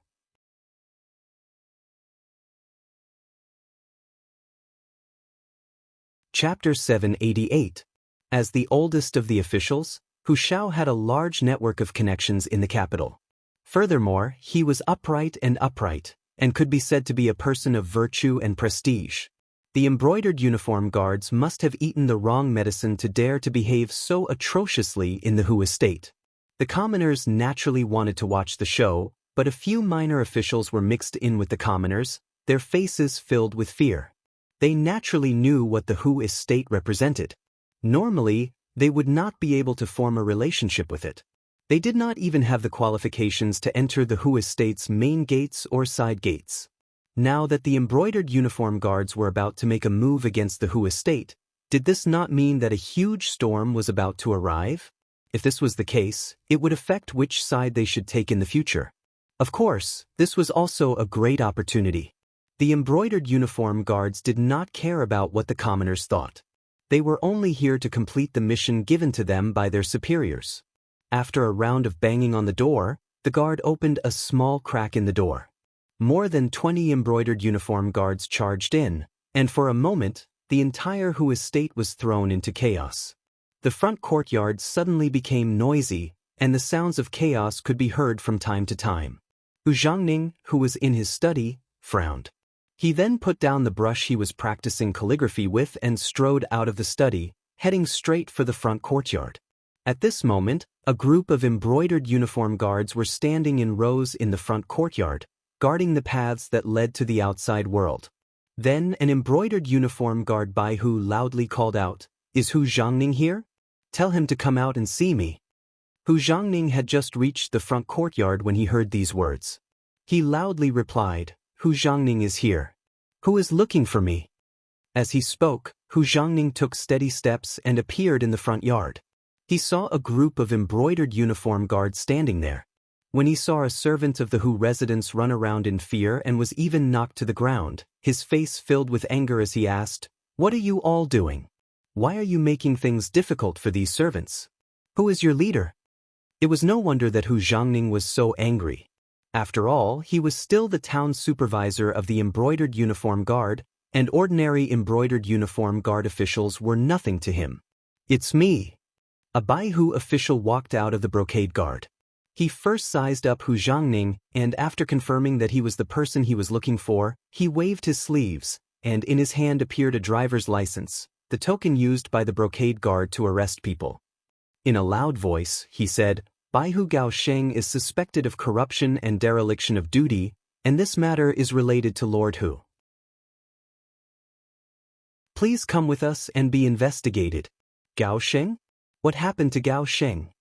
In a moment of anxiety, Hu Zhangning could not help but blurt out, "I don't know what happened to him. Even if I did, I wouldn't tell you. Now, Lord Hu, please come with us." The official looked coldly at Hu Zhangning, a trace of contempt and disdain in his eyes. The Hu clan truly was a prosperous clan, and its connections were deeply rooted in the capital. Even the emperor could meet them whenever he wanted. If it was an ordinary official, they naturally wouldn't dare to be disrespectful to the Hu family, but this didn't include the embroidered uniform guards. What kind of people were the embroidered uniform guards? They were the largest organization independent of the imperial court. They only took orders from the emperor. If they wanted someone to die in the middle of the night, they wouldn't wait until 5. How could such an organization place Hu Zhangning in their eyes? Moreover, based on this official's analysis, very few people who were targeted by the embroidered uniform guards would be able to return to their positions. Even if they were lucky, they would still be skinned alive. There were far too many people who couldn't even return to their positions. Even if he offended them now, they probably wouldn't have the ability to retaliate against him. Not only had Gao Sheng been arrested, he had even sold him out, and he had also been charged with corruption and dereliction of duty. After hearing this, Hu Zhangning immediately understood what was going on. He had clearly been implicated by his son-in-law this time. He still remembered that his father had told him yesterday that he had to keep a low profile and that the people in the estate shouldn't casually leave unless there was an important matter. However, he had only instructed the servants in the estate and had forgotten to tell his trusted aide, Gao Sheng. He had forgotten to tell him to find a random reason to not go to the government office. This had allowed the other party to grab hold of his weakness. I was too careless." Hu Zhangning inwardly sighed and slowly raised his head. "Fine, I'll go with you. That would be for the best. The official still puffed out his chest and had an expression that said that this was how it should be. Hu Zhangning didn't care about this official's arrogant attitude. Instead, he thought of something and asked, "May I know your name, sir? Why haven't I seen you before?" "HM?" After being questioned by Hu Zhangning, the official's expression turned sluggish. He didn't know how to answer. "What? You're just a mere official, yet you came to my estate to arrest someone. Now, you don't even dare to reveal your name? Then this old man will go back and ask His Majesty. It's fine if you don't want any evidence to arrest someone, but you don't even dare to reveal your name?" Suddenly, an aged voice rang out, interrupting the Baihu standing there, as well as his hesitation and contemplation. The person who had come out was naturally the current Minister of Rights, Hu Xiao. Such a huge matter had happened in the front courtyard, and the embroidered uniform guards had even killed their way into the estate to cause trouble. As the true master, how could he not show himself? At this moment, not only did he walk out, his face was filled with anger. Obviously, no one would be able to remain calm when they saw their son about to be captured. The official was momentarily stunned by Hu Zhao's imposing manner. He immediately blurted out, "This official Tong Lai greets Minister of Rights." This official was recently transferred back from the lower ranks. "This time, I was only acting on orders. I hope Minister of Rights can forgive me."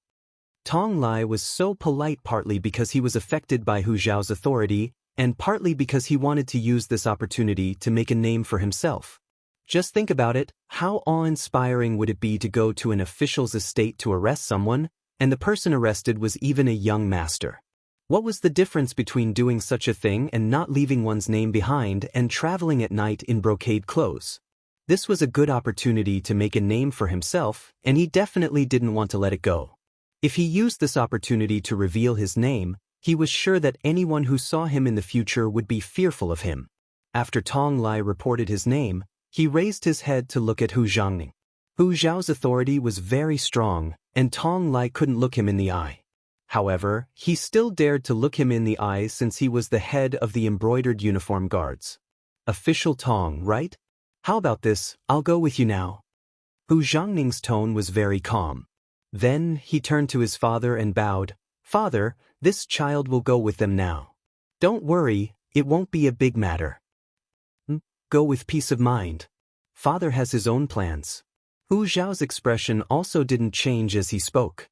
Of course, he knew very well that he was also the seedling in the pond who had made such a move. It was obvious that there was someone who wanted to deal with Yang Chendong, but they didn't dare to go forward and test him. Thus, they came to the Hu clan's head, wanting to use this to test Yang Chendong's intentions. Since he couldn't avoid it, he might as well cooperate. Thinking about it, with the Hu clan's reputation here and the fact that he hadn't done anything wrong, the embroidered uniform guards shouldn't be able to do anything to his son. Once Yang Chendong arrived at the capital, they could properly discuss how to save him. After bowing to his father, Hu Zhangning placed his hands behind his back and leisurely followed Tong Lai and the others out of the Hu clan estate. Countless people outside the Hu clan estate saw this scene, and the news quickly spread throughout the capital. Logically speaking, when the brocade guard wanted to capture someone, they didn't need to create such a big commotion. But this time they did. This was also Commander Lu Gui's intention. He wanted to use this method to tell Yang Chendong, who was about to enter the capital, that his father-in-law had been captured by them. Could it be that he was still indifferent? Even if he didn't want to get involved in this matter, everyone in the streets now knew about it. If he didn't do anything, it would have a massive impact on his reputation. One could say that this was an attempt to coerce Yang Chendong, and he had no choice but to respond. Hu Zhangning had been captured, and regardless of the reason, it was a fact that he had been taken away in public. As a result, the entire capital was shrouded in an extremely uneasy mood. Even after 3 days had passed, the emperor still had not summoned any of his important officials to discuss how to deal with the Duke of Loyalty. From this, it could be seen that the emperor already had a plan. And this was the truth. Hu Zhangning's capture had been a ploy by the enemy, and now it was up to Yang Chendong to deal with it. After all, he had more than 200 black cavalry with him. Although they were all nimble brothers, even if the men could endure it, the horses couldn't. Moreover, their equipment was heavier than that of ordinary cavalry, so they could only make stops along the way. By the time they passed Juyong Pass and finally reached the foot of the capital, half a month had passed. In the distance, they could already see the lofty walls. Yang Chendong took in a deep breath. After more than a year, he was finally back at the foot of the capital, and he felt rather emotional.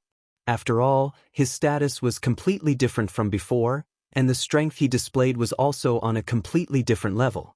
Beta Persei excitedly asked, "Young master, should we enter the city first or go straight to the Yang clan manor?" Yang Si and Yang Lu were still in the Yang clan manor, and they had been extremely close to each other. Now that they were about to reunite, their joy was naturally indescribable. "Let's return to the manor first." Yang Chendong had a faint smile on his face. It had been a long time since he had seen his two madams, and he had missed them greatly. He had left them here for more than a year, so he felt rather guilty. Since he had returned and had even taken the risk to come back, he naturally had to take his two madams with him. If not for this, he wouldn't have needed to personally return and make the various factions so nervous. The cavalry changed directions. Instead of entering the capital through the western gate, they circled around the city walls and headed for the Yang clan manor 15 li south of the city.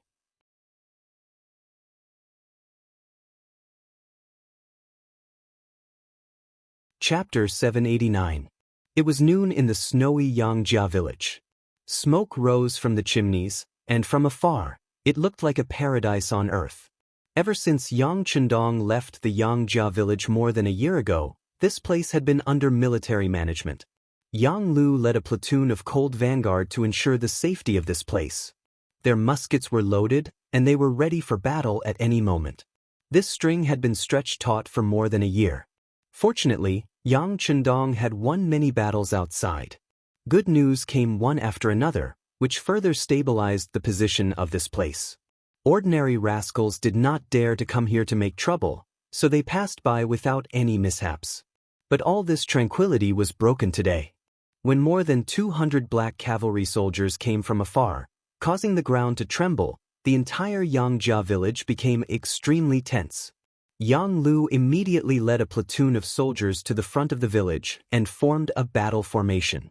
No matter who it was, they would have to pay a heavy price to get close. It was no wonder that Yang Lu and the others were so nervous. A few days ago, news had come that the young master's father-in-law had been captured by the Imperial Secret Service and had not been released. This seemed to be a signal that Baiming was about to make a move, and they could not help but be nervous. But although his face was dark, the leader of the platoon, Yang Lu, was not afraid. This was because he knew that outside the village, around him, Xiao Feng was leading a platoon of Cold Vanguard soldiers to ambush him. If someone really wanted to harm the Yangjia village, he would appear with his army. The other two platoons of Cold Vanguard soldiers nearby would also come from all directions and attack together. Speaking of which, the Yangjia village did not have so many soldiers. In the past, Xiao Feng was only a company commander. However, not long ago, 6th Young Master had personally sent a telegram to appoint Xiao Feng as the regiment commander. Not only had he appointed him as the regiment commander, he had also sent him many Cold Vanguard soldiers who had excellent results in their training. They were all elite soldiers who wielded the 95 style. With the existence of this regiment of thousands of people, Yang Lu was confident in facing all enemies. The caravan was getting closer and closer. They had already slowed down.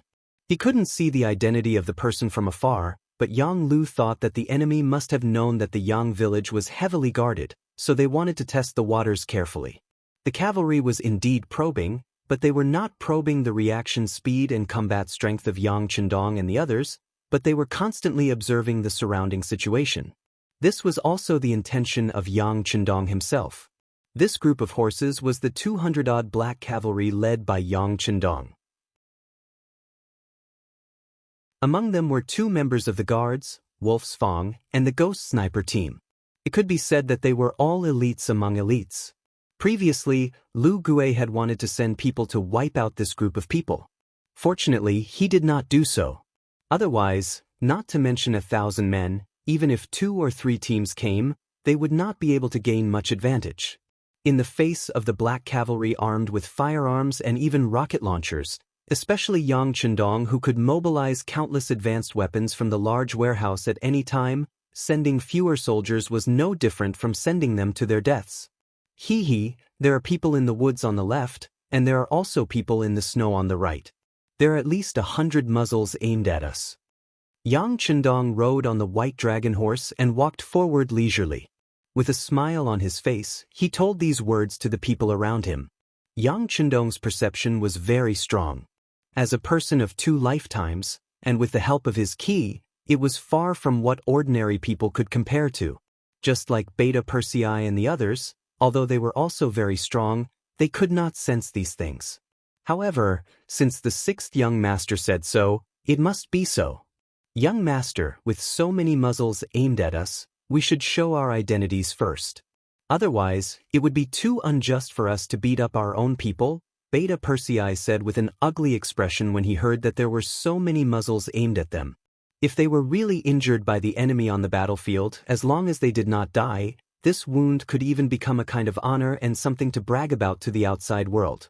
However, if they were beaten up by their own people, then no matter what the result was, they would not have the face to tell outsiders.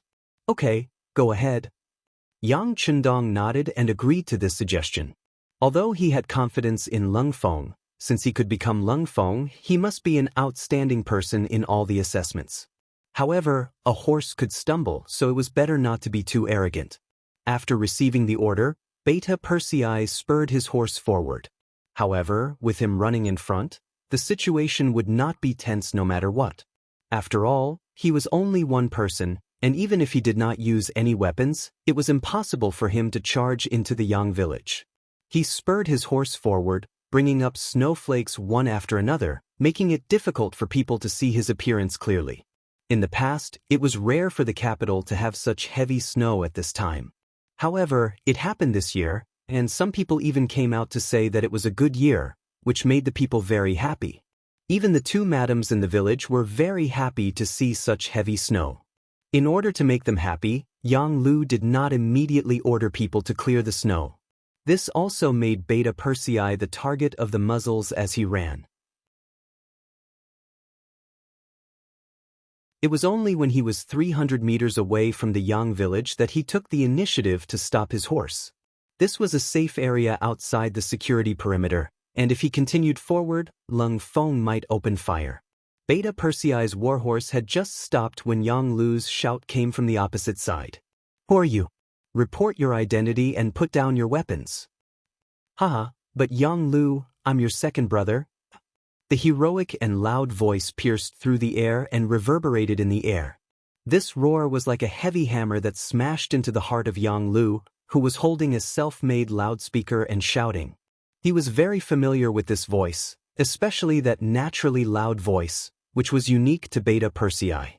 At a distance of 300 meters, he didn't need to use any means to clearly transmit every word he said into his ears. It was as if he was talking in his ear. Only second brother Yang could do this. Quick, binoculars, binoculars. The excited Yang Lu hurriedly reached out to the platoon leader of Lung Feng. Logically speaking, at a distance of 300 meters, as long as he looked carefully, he should be able to see clearly without any obstacles. However, Yang Lu could not wait any longer to confirm his thoughts. The binoculars were finally in his hands. From afar, Beta Persei's grinning face was clearly visible.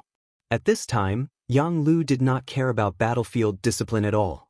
He suddenly changed from his original lying position to a standing position, then waved his big hands and shouted, Big Brother Beta Persei, Big Brother Beta Persei, I'm Yang Lu, I'm Yang Lu. Ah, I knew it was you. Beta Persei laughed as he rode his horse. This time, no one had any intention of shooting at him. There was only one person coming. Yang Lu was jumping and shouting excitedly on the other side. It was obvious that he was an acquaintance. At a distance of 300 meters, the warhorse charged in front of him. Beta Persei jumped off his horse and landed beside Yang Lu. He then punched the other party's shoulder. "Ah, long time no see. How are you?" Beta Persei used a lot of strength in this punch. Even though Yang Lu's body was not bad, He still took 2 steps back before he could stand firm. Then he pretended to be in pain and said, "Ouch, it hurts, it hurts. Big brother Beta Persei, your strength has increased again." "Of course, haha, don't you see who I'm with?" Beta Persei was grinning when he suddenly thought of something. His expression changed and he said, "Oh, the young master is behind me. Look at me, I only want to catch up with you. Quick, send the signal to all the soldiers to put down their guns, turn off the safety, and don't point the muzzles at anyone." In Beta Persei's heart, the young master's safety was always the top priority. Even if it was a reunion between brothers, he would still put it aside first. Yang Lu was also shocked by this sentence. He knew that the 6th young master had returned to the capital, but in his opinion, Beta Persei should be the vanguard. There should still be some time before the young master returns. He never thought that the young master would be behind him. He was so excited that he hurriedly said to the soldier beside him, "Quick, raise the flag and pass down Big Brother Beta Persei's order." The token was spread in the wind and the news spread in all directions. The order was quickly given and the soldiers of the Cold Vanguard Battalion who were lying in ambush were all extremely excited. The 6th young master was back. He was a god in their hearts and countless people wanted to see the 6th young master again. Now that the opportunity had finally appeared, everyone was inexplicably excited. Xiao Feng, who had just been promoted to regiment commander, was also excited. Back then, he was left in the capital by the 6th young master to watch over the safety of the place. It was impossible to say that he did not have any thoughts. But someone had to do it. Not all soldiers had to rush to the front line. Now that the telegram had finally arrived, he was directly promoted from a company commander to a regiment commander. This was the greatest reward that Yang Chendong had given him for his efforts. Now that he knew that the 6th young master had returned, he was of course even more excited and agitated, but this did not go to his head. In his excitement, he gave orders to his subordinates. Everyone still has to be on guard. The 6th young master is here and the Baiming may act excessively at any time. From now on, we have to keep a clear head. If the enemy appears, it will be our chance to perform well in front of the 6th young master. The soldiers around him all agreed in unison and then went to their respective duties. However, the muzzles of their guns were not aimed at the 200 or so black cavalry, but at the back of the black cavalry to prevent a Baiming army from suddenly appearing there. Beta Persei met up with Yang Lu and then the outer gate leading to the Yang residence was completely opened. Yang Chendong arrived soon after and rode his warhorse to the front of a platoon of 30 soldiers beside Yang Lu. "Salute!" Yang Lu shouted, leading his Cold Vanguard platoon to raise their right arms, making a standard salute.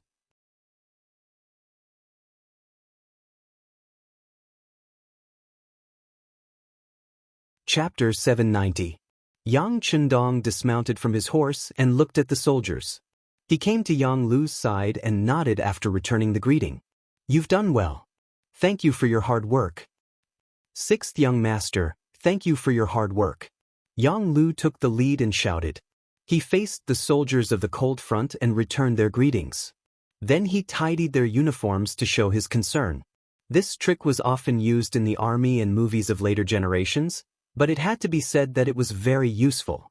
Many soldiers showed excited expressions because of this, and some even had tears in their eyes. These soldiers had been guarding this place for more than a year. They were tense every day. It was indeed very hard. Yang Chendong comforted them and encouraged them in this way. After greeting a platoon of soldiers, Yang Chendong got back on his horse and went straight to the Yang Manor. The mood and atmosphere in the Yang Manor were a little tense. First Madame Hu Yan's father was captured by the embroidered uniform guards. Then, there was the sound of a large number of cavalry approaching the manor. Inside the manor, Qiao Yin and Lady Xiang became nervous. At this moment, they had temporarily forgotten that Yang Chendong was returning to the manor. They were worried. What if it was the Northern Ming army outside? Could those 30 or so soldiers really stop it? What if they couldn't stop them? First Madame Hu Yan was not here. Qiao Yin had been in charge of everything here for more than a year. As a maid who had grown up with Yang Chendong, Qiao Yin had a gentle personality, but she also had a strong side. 3 daggers suddenly appeared in his hand. He kept one for himself and gave one each to Madame Shui and Yang Duo, who were beside him. Take it. If everything goes well, this thing will come in handy. In short, we must not fall into the hands of the Baiming army. Seeing Qiao Yin, who had always been well-behaved and docile, suddenly take out a dagger, this sharp contrast caused Lady Xiang and Yang Duo to be stunned. However, after considering that if the northern Ming army really attacked, they were afraid that if they were captured, their lives would be worse than death. The 2 women only hesitated for a moment before taking the dagger. Their attitude was extremely resolute, but when they really held the dagger in their hands, one could still see their nervousness and fear. After all, they were just weak girls. If they really wanted to kill themselves with this thing, it would require a lot of courage.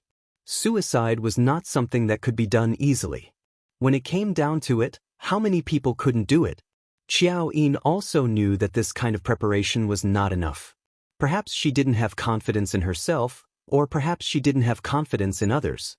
In short, she didn't relax because of this. She looked at Jiang Ping, who was standing 3 meters in front of the door, and said, "You've seen it. If none of yous can do it later, we'll have to trouble you." "I understand, second madam." Jiang Ping nodded. As Tai Qingyi's former assistant, she was left behind by Yang Chendong in the Yang manor to protect the safety of the 2 madams. She knew very well what would happen if something really happened. Perhaps death would be a relief for the madams. Qiao Yin nodded at Jiang Ping as if to express her gratitude. Then she looked at Lady Xiang and Yang Shui and said, "Don't worry. If something happens to us today, our husband will definitely avenge us." The inner courtyard had already prepared for the worst. In the outer courtyard's Yang Academy, the second dean, Wang Si, was standing in the field of the study, full of righteous indignation as he cheered all the students on. The Yang Academy, as the school that Yang Chendong had founded, had high hopes for and had produced many talents. They were all cadres and important roles in the various departments in Chichen City, and one of their qualifications was that they were the first batch of students to graduate from the Yang Academy. As a student who had also graduated from the first batch, Wang Si didn't know where his former classmates had gone, but his intuition told him that these people would definitely be put in important positions. The more he came into contact with Yang Shui, the more profound this feeling became. Yang Shui, it wasn't an exaggeration to say that it was broad and profound, and even unfathomable. The knowledge learned here involved all kinds of problems, such as astronomy, geography, physics, mathematics, management, medicine, manufacturing, science, and so on. Even philosophy and the study of life were sometimes discussed. It was far from the way of Confucius and Mencius like the old masters of the great Ming dynasty. They were full of benevolence, righteousness, and morality, and articles on the study of the saints, but in reality, when it came to the real governance of the world, the help they could provide was very limited. It was precisely because he understood Yang Chendong's characteristics and strength that Wang Si was unable to extricate himself from it. Moreover, because of his background, he bravely took over the position of the second dean. In the end, while learning, it was also equivalent to helping Yang Chendong manage and nurture more talents. After 2 years of development, the reputation of the Yang Academy had already spread far and wide, and 2 batches of students had also graduated. However, Wang Si remembered Yang Chendong's teachings when he left, and kept all of these people, not letting a single one of them go. This wasn't because he cherished talent. Although these people did play a role in the development of the Yang Academy, he did this for their own good. This was because he knew that those who had learned Yang Shui were in fact not suitable to establish themselves in the great Ming dynasty, where Confucius and Mencius were everywhere. Their thinking was completely different, and if he let these people into society, they would only cause trouble and bring trouble to themselves. He didn't want to see these graduates, who had learned a wealth of knowledge with great difficulty, be erased by this ruthless society, or even bring disaster upon themselves. Thus, Wang Si kept these people. Fortunately, the wealth that Yang Chendong had allocated to the academy had always been very rich, so it wasn't a problem to feed these people. And because of the existence of these people, the Yang Academy had also developed more and more. Every year, when they recruited new students, they would carefully select them, but every year, there would still be 100 students left. Until now, the total number of students and teachers who had stayed behind after graduation in the Yang Academy had already reached 400. Wang Si had also become the dean in name, and the real test had really come. First, it was his grandfather who summoned him and warned him to be careful. Then, there was news that the father-in-law of the sixth young master, Hu Zhangning, had been arrested by the embroidered uniform guards and imprisoned. Now, the entire Yang family manors suddenly sounded the alarm. All of this made Wang Si even more worried. Not long after the alarm sounded in Yang family manor, he summoned all the teachers and students to the sports field. Although the weather outside had already reached -5 or 6 degrees, it didn't make them feel cold at all. On the contrary, everyone was hot-blooded as they looked at the dean, Wang Si, who was standing at the highest point of the sports field. Everyone was waiting for his decision. To be able to become a student of the Yang Academy, it wasn't just learning literature. They belonged to the category of all-rounders who were proficient in both civil and martial arts. This was especially true for the students who had graduated before. Individually, they already had the skills of a B-class soldier. Compared to A-class soldiers like Lung Feng, they were naturally weaker, but compared to the ordinary soldiers of the Great Ming Dynasty, their physical fitness was already better. After all, they ate well, wore warm clothes, and had no worries, so they could use all their strength during training. There were even these students in the shooting class, and some of them even had good shooting results. With 5 bullets, they could get an excellent score of 45 points. Most of them also got a passing score of 38 points. At this time, they were all holding long swords or broadswords, as if they were ready to rush to the enemy and fight face to face. Even a few women standing in the crowd were also clenching the long swords in their hands, looking unwilling to admit defeat. Among them, there was a very beautiful figure. She came very early and was already a celebrity in the Yang Academy. She also became a teacher of Japanese, the Princess Junko. Yang Chendong left here more than a year ago, but she was left behind. Even the guard captain, Xiaolin, had already left. Junko, who was all alone, quickly became a member of the Yang Academy. With the 6th young master gone, Junko couldn't go in and out of the inner courtyard of the Yang village like before. Everyone in the Yang village didn't know how to treat her. After all, with her outstanding appearance, she might become the madam at any time. Fortunately, she knew what to do. Although she was young, she didn't stay in the Japanese Empire's palace for nothing. Although she was young, her mind was already mature. During Yang Chendong's absence, she behaved very well. Unless it was a major festival, she would never enter the inner courtyard of the Yang village to greet the 2 madams. As her heart sank, Princess Junko felt more and more that the things taught in the Yang Academy were profound and broad.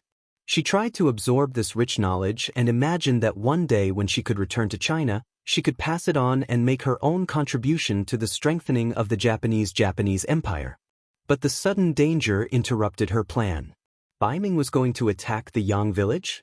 Didn't they have to worry about the loyal duke who led the powerful mercenaries? Were they crazy? From Junko's point of view, this possibility shouldn't exist. Even if the Yang village was in danger, it shouldn't be at this time. At least, before Yang Chendong appeared, there shouldn't be any hidden danger.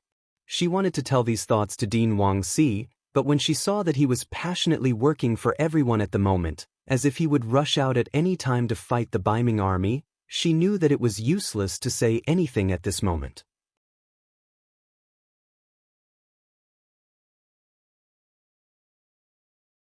Chapter 791. Wang Si was still performing, but his eyes were always paying attention to the movements outside the academy. As soon as there was a gunshot outside, he would rush out with the 400 people and apply what he had learned in actual combat. For this, he felt his whole body was excited, but then this excitement came to an abrupt end because of Yang Lu's sudden appearance. Dean Wang, it's all a misunderstanding. It's not an enemy, but the 6th young master is back. What? The Duke of Loyalty is back? Wang Si only hesitated for a moment, then shouted in surprise. Yes, the young master is now in the inner courtyard. He should come to see you in a while. You just need to be prepared. Yang Lu smiled and nodded. He just came to deliver the news. Since the news had arrived, of course, he would not stay here. It was not easy for the young master to come back. He should show his face in front of him and show off. Yang Lu had left, and the Yang Academy was also in an uproar. Then Wang Si's shout came out. Hurry, clean up immediately. Let's welcome the dean in our best state. Everyone hurriedly shouted after hearing the order. Junko was the same, but her cheeks were already red. Perhaps only she knew what was in her heart. Yang Village's inner courtyard. Yang Si was guarding here with his people. The safety of the gun had been opened, and it looked like he was going to shoot at any time. But when Yang Chendong suddenly appeared in front of him, everything changed. Yang Si, who was not prepared at all, could only laugh foolishly. It was not until the slightly towering figure came in front of him and patted him on the shoulder that he habitually stood at attention and said, "Greetings, young master." "Hello, you've worked hard," Yang Chendong said with emotion, then laughed and said, "Wait a while, I'll take care of things and drink with you." "Okay, I'll wait for the young master's call at any time."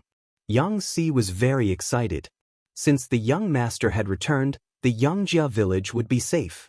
Even though the young master had only brought 200 black knights with him, he was still confident. "Where are the two madams?" Yang Chendong's voice echoed in Yang Si's ears as he walked towards the inner courtyard. "Second madam, fourth madam, and seventh sister are all in the inner courtyard." "All right, I got it." Yang Chendong's voice was heard again, but his figure had already disappeared after he finished speaking. In the inner courtyard, two madams and a young lady were holding their daggers tightly with nervous expressions. They looked as if they were saying, "Don't mess with me, otherwise, I'll stab you with my dagger." The only one who was relaxed was Jiang Ping. Her gaze was deep and her face was filled with determination. At this moment, she was already prepared to die. Her duty was to protect the safety of the two madams. If she could not do this, then she would not let the two madams be carried by others. She would first help the two madams complete their original destiny, then she would fight the enemy to the last drop of blood, and then go to the ground to accompany the two madams. This was her destiny. 2 years ago, when she and her sister Tai Die appeared in the Yang Academy, their destiny was already set. Jiang Ping had already prepared for this day. Although she hadn't seen her sister for more than a year, the two of them could still write letters to each other. In her letters, Tai Die couldn't mention the name of Crimson City and some things that happened there. This was a rule. However, she told Jiang Ping in her letters that the sixth young master was doing something groundbreaking, and this path was destined to be full of thorns and dangers. They were fortunate enough to be able to participate in this matter. It was something to be proud of, but at the same time, it was also very dangerous. They had to be prepared to sacrifice themselves and die at any time. Jiang Ping engraved these words in her heart. She thought that now was the time to fulfill these words. For this reason, the Browning pistol that Yang Chendong had personally given her had already been unlocked. She was ready to kill the enemy or even commit suicide at any time. This situation was getting closer and closer as the sound of footsteps suddenly came from outside the door. The footsteps came in an orderly manner, as if they were stepping on a drum. Every time they landed, the emotions of the women in the room would be stirred. They all raised their heads and looked outside the door, waiting for the judgment of fate. The sound got closer and closer, and the atmosphere became more and more tense. For some reason, at this moment, even Jiang Ping felt a powerful pressure. Instinctively, she held the Browning pistol in her hand and aimed it outside the door. In this critical period, no action was excessive, and any caution was reasonable. The figure finally appeared.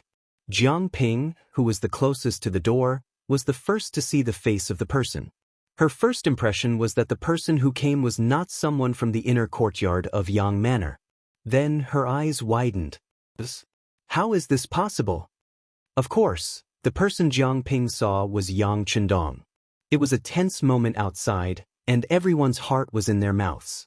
At this moment, No one would have thought that the sixth young master would suddenly return at this time. Jiang Ping was completely stunned. She, who was not mentally prepared, did not know how to speak at this moment. The only thing she could do was to lower the muzzle of her gun. After all, the sixth young master appeared here and pointed a gun at him. It was a great disrespect. Even if she were to die immediately, no one would cry out for her.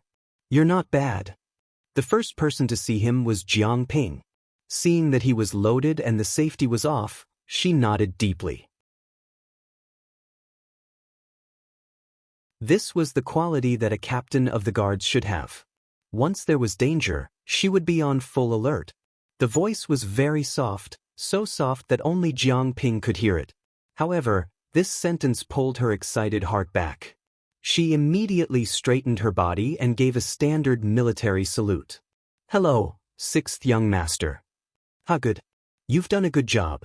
Now you can go out and wait."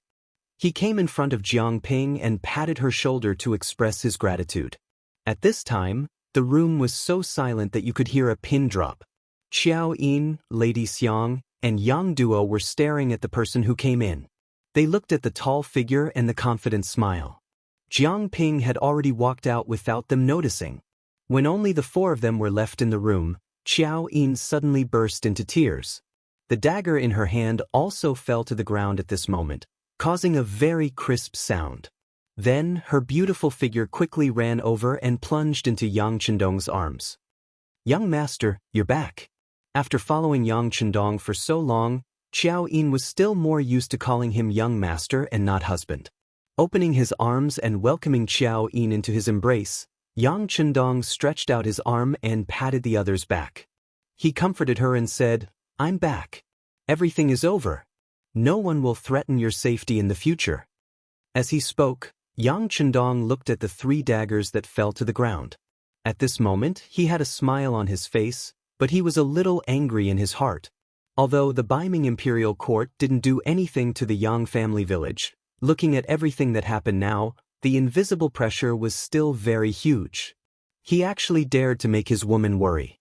Just based on this, he was afraid that he would have to take out a few heads to vent his anger.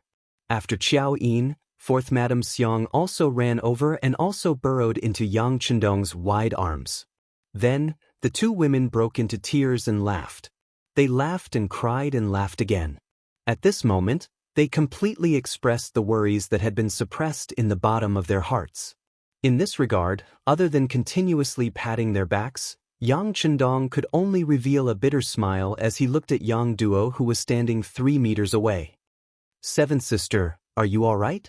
At this moment, Yang Duo's eyes were also filled with tears, but her face was full of smiles. This little brother of hers had finally returned.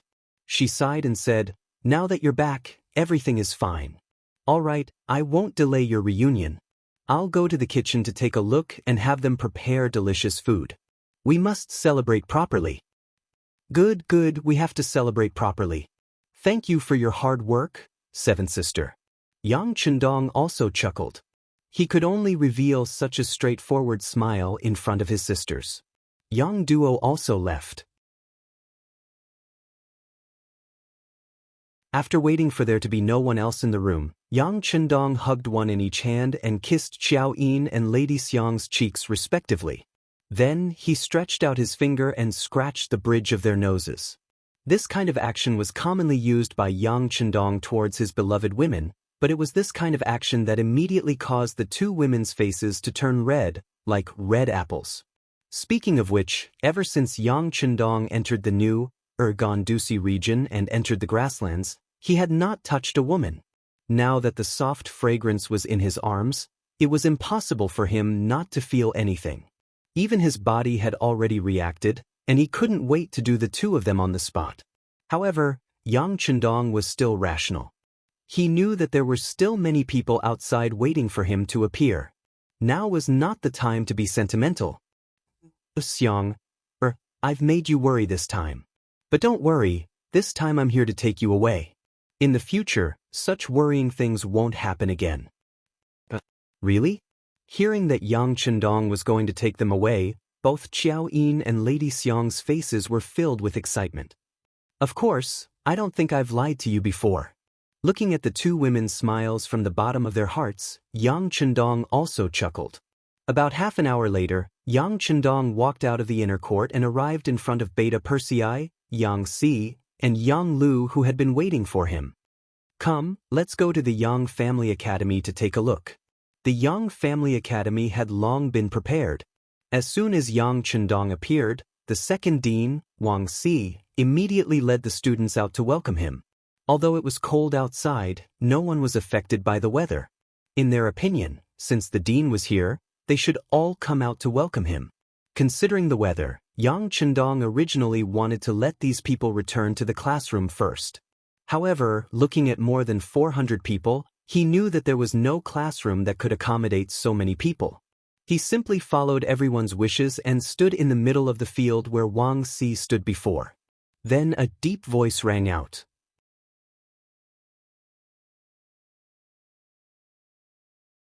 Chapter 792. Good, you all did well. As soon as they met, Yang Chendong praised everyone's performance. I've heard that you all thought there was an enemy invasion and were even prepared to fight in close combat. This courage is very good, and it fully shows your loyalty to the academy. After receiving Yang Chendong's affirmation and praise, everyone's face was filled with excitement. But Yang Chendong was still praising everyone a moment ago, but then his tone changed and his face became much more serious. "But what you did was wrong." "Huh?" These words were somewhat contradictory, and everyone was confused. Even the second dean, Wang Si, couldn't wrap his head around it for a while. But before they could figure out what was going on, Yang Chendong continued, "What you did was a bit inappropriate, and the mistake was in your position. You are not ordinary soldiers. You are students of the Yang faction. You are even teachers. We are the most precious treasures. If anything happens to any one of you, I will feel heartache for a long time. If all 400 of you fight together against the enemy, you will not be able to avoid life and death. Won't I die of heartache then? Are you willing to see my heart shatter into pieces?" Ha! The students and teachers who laughed at Yang Chendong's analogy finally understood the dean's words, and they all burst out laughing. Junko in the crowd was also laughing, but it was a different kind of laughter. It was a kind of laughter as if she was blaming Yang Chendong for making such a joke at a time like this. As if he knew what she was thinking, Yang Chendong's eyes swept across the crowd and deliberately stayed on Junko for a while. It was this short pause that made Junko quickly lower her head. She didn't know why, but when faced with Yang Chendong's eyes, she found that her heart was beating fast like a deer. Well, maybe some of you think I'm joking, but I want to explain that this is not a joke, but a true thought from the heart. Speaking of which, the first batch of students is already very small. Have you not thought of asking where they went? I can tell you now. They have all gone to develop their own learning. Some of them are already in high positions, making great contributions, and have become the existence that everyone admires. Of course, you don't have to be envious because it will soon be your turn. In the near future, you will go out alone and develop the Yang family. What I want to do is to create a good environment for you. As for the opportunity, are you confident that you can seize it? Yes. The answer was the excited voices of the students. Let's have dinner tonight. Let's have a good talk as a farewell dinner. When you go out in the future, I hope that one day, you can proudly pat your chest and tell everyone that you were once the students of the Yang Family Academy. Yang Chendong's excited voice was still echoing in the air above the academy. The students below looked at him seriously and excitedly, as if they saw their own limitless future, and saw the great moment when they used their knowledge to change their fate. In the academy, Yang Chendong stayed for more than 2 hours. During this time, he listened to Wang Si's report on the work of the academy. However, from beginning to end, Yang Chendong didn't comment on anything, and just kept nodding. All this fell into Wang Si's eyes. He thought that the sixth young master must have an idea in mind, but there were some things that needed to be carefully considered. However, since the sixth young master was back, he was of course not in a hurry. There were still more than 10 days before the new year, and there was no doubt that they would spend the new year here, so there was plenty of time to make a decision. That night, the young family village became a lively sea. The chefs all cooked their best dishes, just to express a kind of welcome for the sixth young master's return. In contrast, the imperial palace of Baiming, 15 li away, was silent. The embroidered uniform guards, who had always kept a close eye on the young manor, received the news as soon as Yang Chendong returned to the manor. Then, this news was sent to the acting sect master, Zhu Qiu. Finally back? I want to see if you have made any progress after not seeing you for nearly 2 years. After taking a look at the report, he put it aside. Zhu Qiu also closed his eyes because of this. Hu Zhangning had already been arrested and put in prison. Although he hadn't been tortured because of the other party's identity, the arrest itself was a kind of attitude. Now, they just had to wait and see how Yang Chendong would break out of this situation. Would he resist forcefully, lower his head and admit defeat, or would he arrange for someone to break the prison? At the thought of breaking the prison, Zhu Qiu couldn't sit still. He slowly opened his eyes and looked at Ji Ning, who was standing beside him, and asked, "The security of the prison." Of course, Ji Ning knew what Zhu Qiu was asking about. Without waiting for him to finish, he answered, "Your Majesty, please don't worry. The embroidered uniform guards have a large number of people lying in ambush there. Unless you don't come, you will be walking right into the trap." Hearing that there was already an arrangement there, Zhu Qiu nodded in satisfaction. He closed his eyes again and sank into deep thought. To be honest, among the Ming Dynasty emperors, whether it was Zhu Qizhen or Zhu Qiu, they were not incapable rulers. They had even worked hard to strengthen the Ming Dynasty. Compared to some of the later Ming Dynasty emperors, they were already qualified and could even achieve good results. Unfortunately, they were born at the wrong time. They met Yang Chendong, who had a large warehouse. This meant that their dream of strengthening the Ming Dynasty could not be realized. Now, what they needed to see was how long they could hold on. Or, in the end, whether the Ming Dynasty would disappear silently or be defeated fiercely under resistance. Yang Chendong had long since made up his mind about this matter. The Ming Dynasty was made up of Han people as the foundation. The Han people in the world were one family. Based on this, unless it was necessary, Yang Chendong did not want and would not take the initiative to use force against the Ming Dynasty. Of course, if someone provoked him, it would be a different story.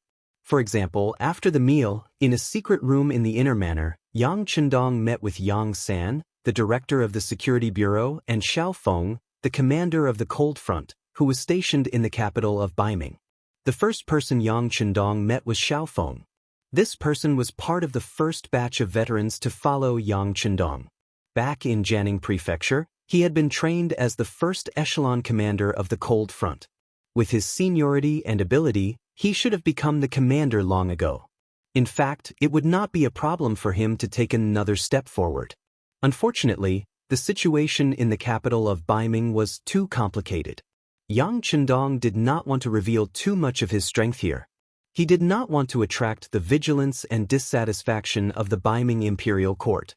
As a result, although Xiao Feng was senior, he did not have the opportunity to lead more soldiers. This time, if not for the fact that Yang Chendong wanted to return to Baiming and had enough strength to protect himself, it would have been difficult for Xiao Feng to become the commander. "Commander Xiao, are you familiar with the situation in the army? How are their qualities? Are you able to obey orders? If you have any problems, you can tell me. If you can't solve it, this young master will solve it for you." Since he wanted to put military power in Xiao Feng's hands, Yang Chendong naturally had to fully support him. "Thank you, sixth young master, for your concern. The quality of the soldiers is very high, and everyone is very obedient. There won't be any problems," Xiao Feng said with satisfaction. In order to ensure the safety of the sixth young master, Crimson City had sent over many outstanding soldiers of the Cold Front. Perhaps because they knew that one of the orders was to ensure the safety of the sixth young master, all of them were extremely excited and obedient. They were afraid that if they were careless and got into trouble, they would be sent back to Crimson City. If that happened, it would be very difficult for them to stand out in the future. Using this advantage, Xiao Feng quickly established his own authority and took control of a group of cold front. Very good. Since you have control of the army, you must always have a string in your heart. This time we might not need you at all, but once we do, you must fight fiercely and bring out your strength, understand? Yes, please rest assured, sixth young master. Our cold vanguard unit is always waiting for the military order. Once there is a battle, we will definitely do our best. We will definitely not tarnish the reputation of the cold vanguard unit. Xiao Feng's face was full of confidence as he spoke as if he was giving a military order. After Xiao Feng left, the second and last person to enter the secret room was the Security Bureau's director, Yang San. The matter in Crimson City had already come to an end. The young father and son, as well as the Security Bureau's director, Chen Shuquan, had been taken down. All that was left was to rectify the work style. Yang Chendong had not arranged for him to interfere in the later stages of the matter, so he would naturally protect Silent. This time, the sixth young master was returning to Baiming for the new year. This was an extremely important matter. As the head of the Security Bureau, he naturally had to be there personally to make arrangements. Only then could he be at ease. Yang San had returned with an even more important matter to do, and that was to apologize to Yang Chendong. He had to give an explanation for the misuse of Chen Shuquan, which had led to the incident in Crimson City. After entering the secret room, Yang San knelt on the ground. This head of the Security Bureau, who had always appeared deep and unfathomable in front of everyone, was now kneeling before Yang Chendong. No matter what Yang San's identity was, he was first and foremost a servant of the Yang clan. Just based on this kneeling was nothing. Yang Chendong had no intention of letting Yang San get up immediately. Instead, he drank his tea while listening to Yang San's report.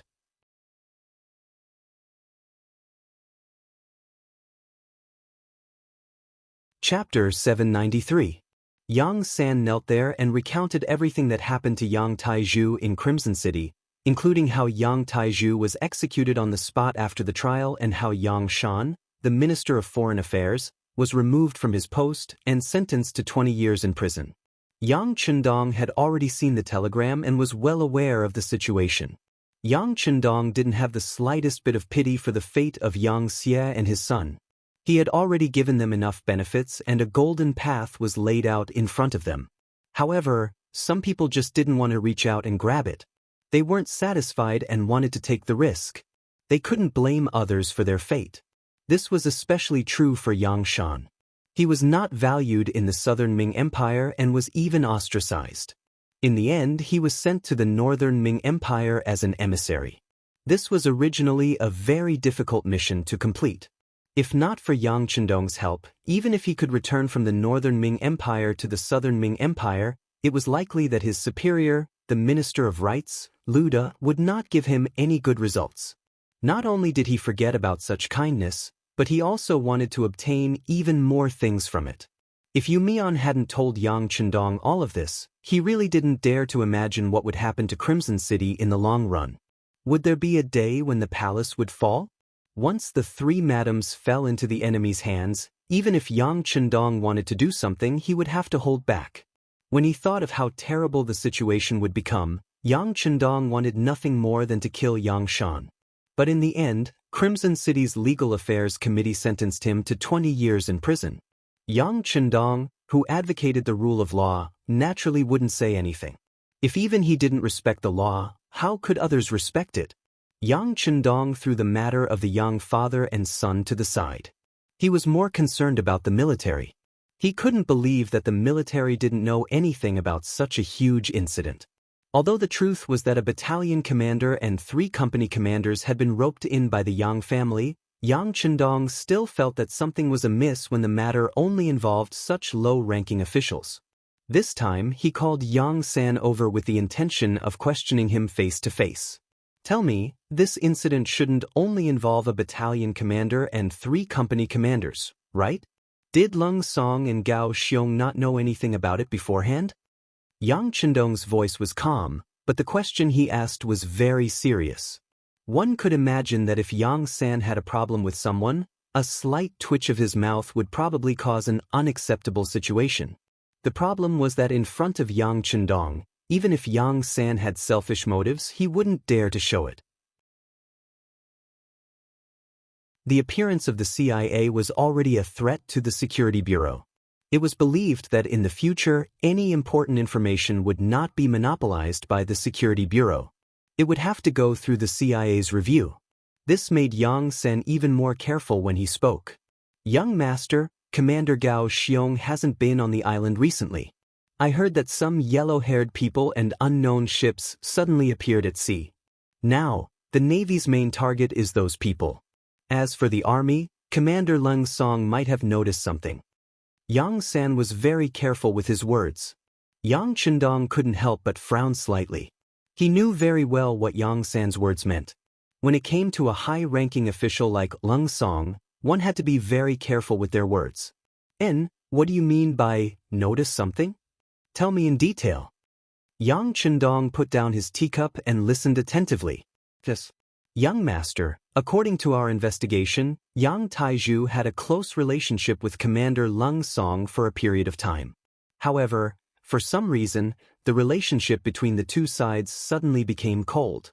Afterwards, we also suspected that Yang Taizhu wanted to bribe Division Commander Leng. For this reason, we did a special investigation. Later, we found that there was no economic relationship between the two sides.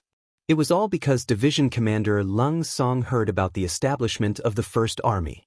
If he wanted to be the army commander, he needed more people to support him. The reason he was on good terms with Yang Taizhu was to express his goodwill to Minister Yang Shan. However, it was precisely because of his actions at that time that some people in the army made the wrong judgment. This led to the fact that the battalion commander and 3 company commanders were on good terms with Yang Taizhu and were ultimately bought over." As he spoke, Yang San carefully observed the changes in Yang Chendong's expression. Yang San knew that although it had been found that Leng Song was not involved in this matter, the two sides were, after all, so close. Could it be that he had already discovered the problem with Yang Taizhu during that incident? However, considering that he still needed department head Yang Shan to speak for him in the future, he pretended not to see it. Although this was an analysis, there was still a high possibility that it was true. If it wasn't for the fact that the Security Bureau only had suspicions and had no evidence, they would have really taken action. Although a division commander had a high position and power, if he was really involved, the Security Bureau would not be lenient when they took him down. Yang Chendong listened attentively. These were things that were not mentioned in the previous telegram. After all, what was said in the telegram had to be verified, and such guesses and assumptions would not be written in it. Otherwise, once the news was leaked, wouldn't it hurt some people's hearts and cause some unnecessary chaos? He digested what Yang San said in his heart. He knew that it was true that the Security Bureau did not have evidence, but such guesses were very likely to exist. If he were in Leng Song's position, would he make the same choice? Sigh, it's all because of fame and fortune. After sighing in his heart, Yang Chendong let out such a sigh after a long time. When they first followed Yang Chendong, everyone was thinking about how to make their lives better. Slowly, as Yang Xie continued to grow, this kind of thinking had undergone a substantial change. It turned into wanting to do something big together, and then it evolved into the current struggle for power and profit. This might be a common problem after becoming powerful, but Yang Chendong really didn't want the brothers who followed him from the beginning to fall behind because of this. He thought that one day, when he became successful and famous, those brothers who followed him from the beginning would still be able to stand by his side.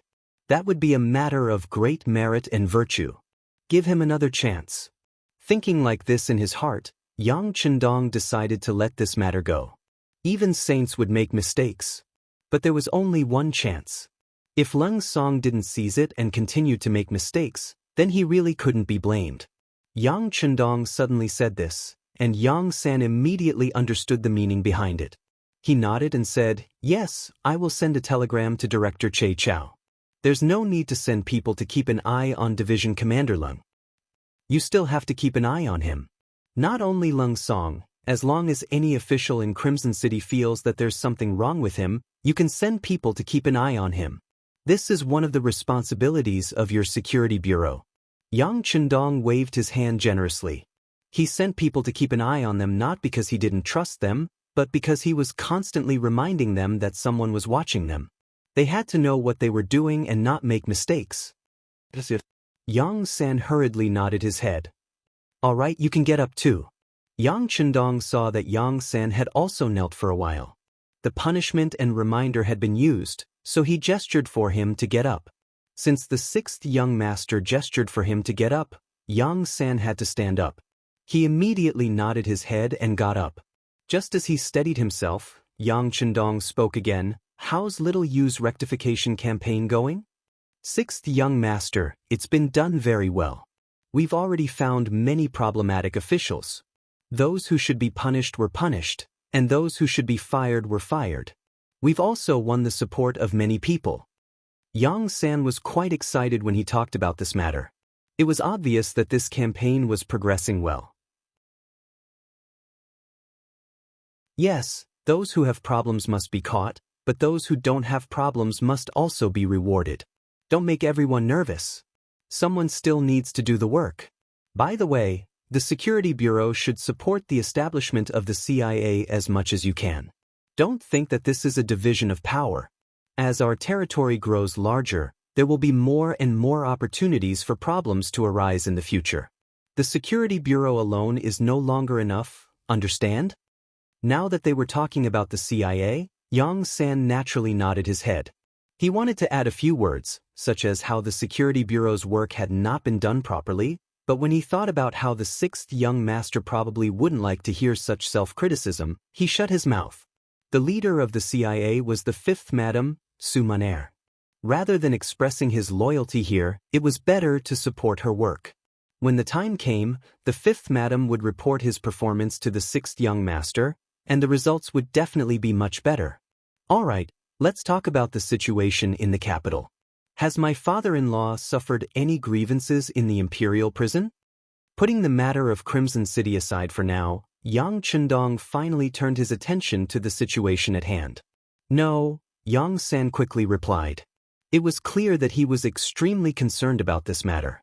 We have people on duty in the imperial prison. Lord who hasn't been punished. It's clear that the other party doesn't really want to punish him. They just want to test him. Yang Chendong nodded his head approvingly. Instead of arresting Hu Zhangning earlier or later, they had waited for the news that he was about to enter the capital before arresting him. This was an extremely obvious signal. From this, it could be seen that his arrival had scratched Zhu Qiyu's itch. Zhu Qiyu wanted to arrest Hu Zhangning, but he was also worried that he wouldn't be able to bear the consequences.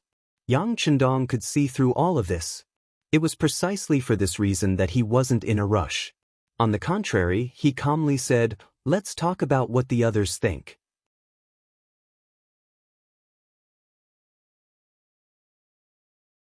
Chapter 794.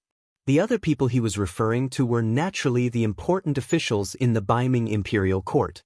In the Ming dynasty, where the group of scholars was very powerful, the emperor often had to look at their faces when doing things. Many times, their attitude was extremely important and could decide many things. They are smart. Most of them did not express their opinions. Yang San had already grasped some of the relevant information. Although the current Security Bureau could not arrange spies in every important official's home, they could still grasp the general situation through various methods. Thinking about it, the people who were caught this time can be considered to be part of their group. Yang Chendong chuckled. He would not forget that his father-in-law, Hu Changning, still had a good father. Hu Changning was indeed an important force in the group of scholars.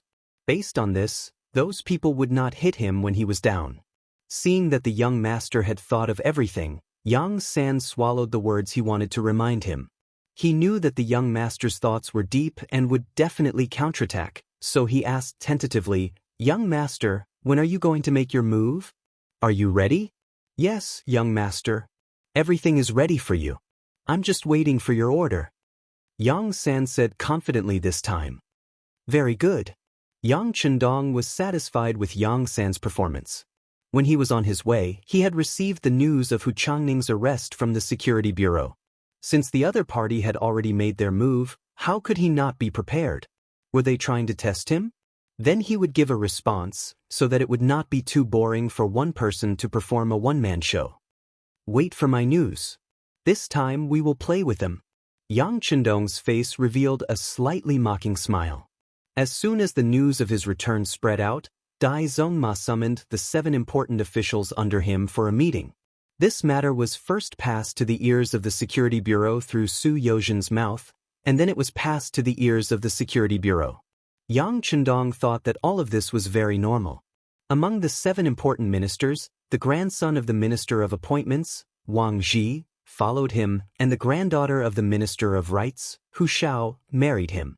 This meant that they would not give the emperor any ideas to deal with him. Perhaps when some matters involved their interests, they would make a move, but they would never go so far as to openly deal with him. On this point, Yang Chendong's mind was very clear. There was no such thing as an eternal friend or an eternal enemy. This saying was not wrong. As long as there was no conflict of interest, the two of them should be more biased towards him. There was no need to talk about the Minister of Justice, Su Yozhen. He was one of his own people, and their interests had long been tied together. He was the last person who would make a move against him. As a result, 3 out of the 7 were gone. As for the remaining 4 people, they might listen to Dai Zongji's words, but they did not have any personal enmity with him. In addition, before he left more than a year ago, he had dealt with the Minister of Justice, Yu Shiyue. This was tantamount to a show of force, which was equivalent to ringing the alarm bell for them. When he had to deal with a person with all his strength, even the emperor could not protect him. This was very alarming. Unless it was necessary, they would not use all their strength to deal with him. Thinking about it this way, Dai Zong was really pitiful. None of the 7 important ministers could be used in this matter, and he could only personally go. Although it was not to the extent of going into battle with his bare arms, there were many things that he had to spend a lot of effort on. Thinking about the situation in the imperial court in Baiming, Yang Chendong was much more confident. Internally, there were elements of disunity. Externally, there was the illustrious reputation of the mercenaries on the battlefield. Yang Chendong, who already had the power to resist, believed that this trip to the capital of Baiming this time, although it seemed dangerous, was in fact far less difficult than everyone imagined. Otherwise, he would not have personally taken the risk. Go. This time, my safety is truly in the hands of the Bureau of Security. Yang Chendong made up his mind and slowly stood up. Young master, be at ease. We will do our best to ensure the safety of the young master. Yang Sen also stood up and spoke as if he was making a military order. With the official business over, Yang Chendong returned to the inner courtyard. 2nd Madam Qiao Yin and 4th Madam Xiang Yangzi were not asleep. The 2 of them had already dismissed their servants and did not even bring their personal maids. They were just sitting in the hall. After not seeing each other for more than a year, the 2 of them greatly missed their husband.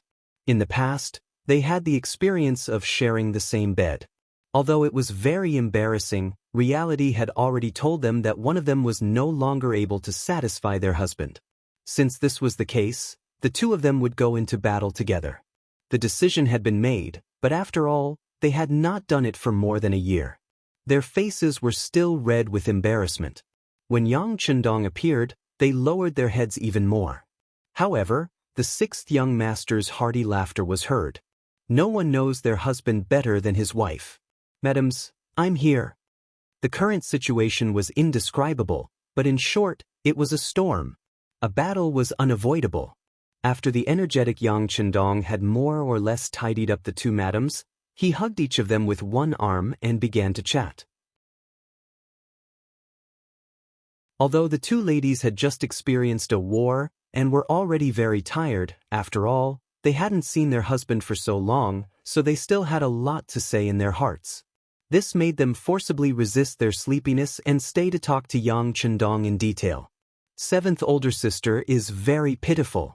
Although she does not have to worry about food and drink in the manner, I can see that her mood is somewhat depressed. Qiao Yin lay under Yang Chendong's arm and changed to a more comfortable position. She took the initiative to bring up Yang Duo's matter. Among his sisters, Yang Chendong respected his eldest sister the most. He loved his seventh older sister the most. Anyone who was close to him could see this. That was why Xiao Yin timely cried out for Yang Duo's innocence. Gossip is a fearful thing. Yang Chendong said these words with a sigh. In feudal society, women had always been in a subordinate position. As the saying went, if you marry a chicken, follow the chicken. If you marry a dog, follow the dog. This was a true portrayal of their lives. Yang Duo was a divorced woman. Although it was said that because of Yang Chendong's interference, it was not a divorce but a divorce. After all, she was not an ordinary person. Just based on the fact that she had a brother who was a duke, she was already incomparably powerful. Such a woman really made people love and hate her. She loved her beauty and status. She also hated her status. Her previous husband had been unceremoniously dealt with by Yang Chendong. If he married Yang Duo and was in a bad mood one day, wouldn't the Duke of Loyal and Daring deal with them the same way he dealt with her previous husband? It was almost impossible for a divorced woman to become the first wife of a man. However, you still want to marry the Duke of Loyal and Daring's older sister as a concubine? Are you really tired of living? Under these conditions and circumstances, no one had come to propose marriage even though they had been divorced for more than 2 years. It looked like Yang Duo was really going to become an old lady and be alone for the rest of her life. As Yang Chendong's wife and the one who had followed the young master for the longest time, how could Xiao Yi not ask? How could she not be anxious? That's right. Sometimes, when I see seventh sister standing by herself, she really does give off a very lonely and pitiful feeling, Lady Xiang said cooperatively. She was naturally paying attention to Yang Duo because her husband was very fond of his youngest sister. As a wife, it was only right for her to worry about this matter. The voices of the two wives were tinged with grief, but Yang Chendong had an indifferent expression. It's fine. When I take you away this time, I'll take seventh sister with me. She'll definitely find someone she likes, something she likes to do, and a home that belongs to her. In the capital, Yang Chendong did not only have seventh sister, but she was the only one without a husband, so she was the most suitable person to be taken away. Others would not say anything, and they would only say that he was a younger brother who valued friendship, so there was no need to be polite. Hearing that Yang Chendong was going to take Yang Duo away, Xiao Yin breathed a sigh of relief. She was really worried that her husband would only take them away and leave seventh sister behind. If that was the case, she did not dare to imagine what would happen. At the very least, she would often accompany seventh sister and chat with her. But once she was gone, wouldn't seventh sister be even more lonely? With Yang Duo's problem solved, a new one appeared. Husband, what are you going to do about Junko? You've left her here for more than 2 years. What are you going to do? That's right. Little sister Junko is also very beautiful. The fourth madam, Lady Xiang, began her act of leaving a gap, and then raised her head to look curiously at Yang Chendong who was lying beside her. When it came to Junko's matter, Yang Chendong naturally couldn't be as indifferent as when he was talking about seventh sister. From the bottom of his heart, which man did not love beautiful women? Especially Junko's body was full of nobility, and she was very beautiful and smart. But if he had to take her for himself just because she was beautiful, Yang Chendong could not do such a thing. On the contrary, his heart was still very conflicted. He must conquer the Japanese Empire. This was not only a matter of the plan, but some things had already begun to be carried out secretly. The artillery had been sent out, and he heard that the other side was actively preparing. But because the matter was too big, if he did not have the confidence to succeed in one shot, he could not act rashly. This was why there was no decisive battle. The day when the Japanese Empire was in chaos would be the day when Yang Chendong would attack. At that time, how could he face Junko? He had destroyed her home, and now he wanted her to follow him wholeheartedly. Even though Yang Chendong was very confident in some aspects, he did not think that he could do it. With such a contradiction in his heart, Yang Chendong adopted an indifferent attitude towards Junko. With the idea of letting nature take its course, if the other party really wanted to stay, of course, he would welcome her. If the other party must leave, then he would let her go. It could only be said that they were not fated to be together.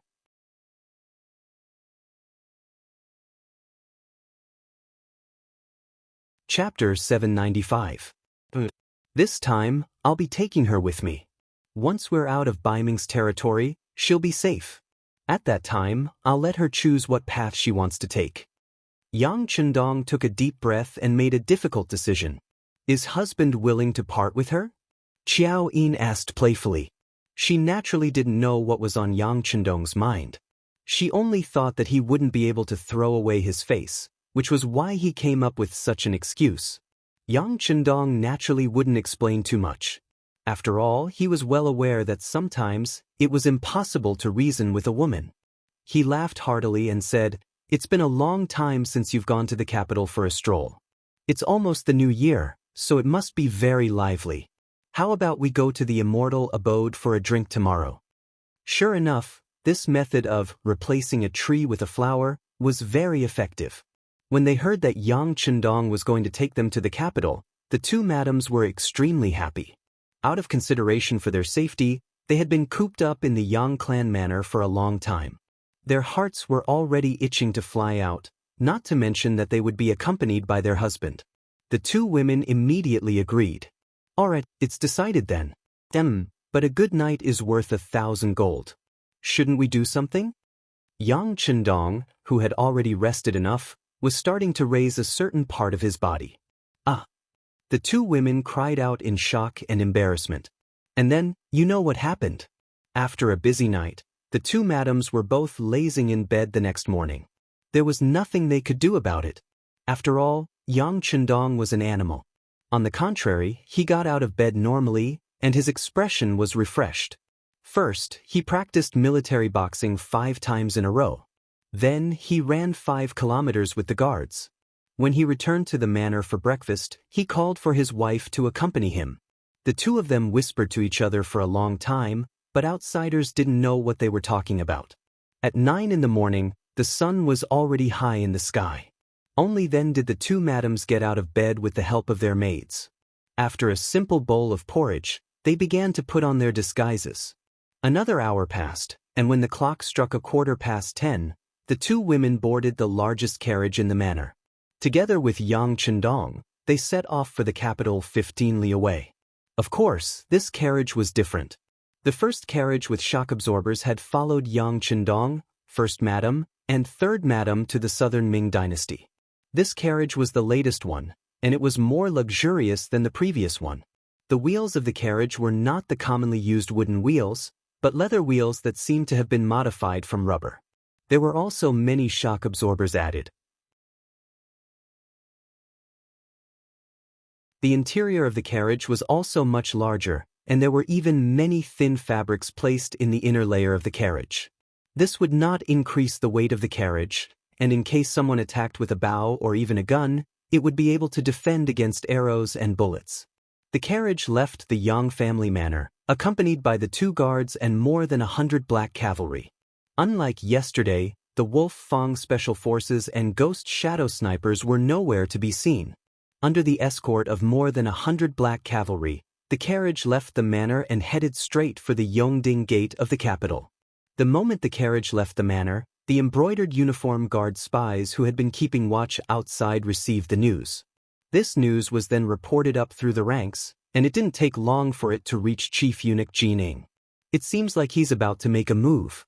Have someone keep a close eye on them. Without orders, they're not to act rashly."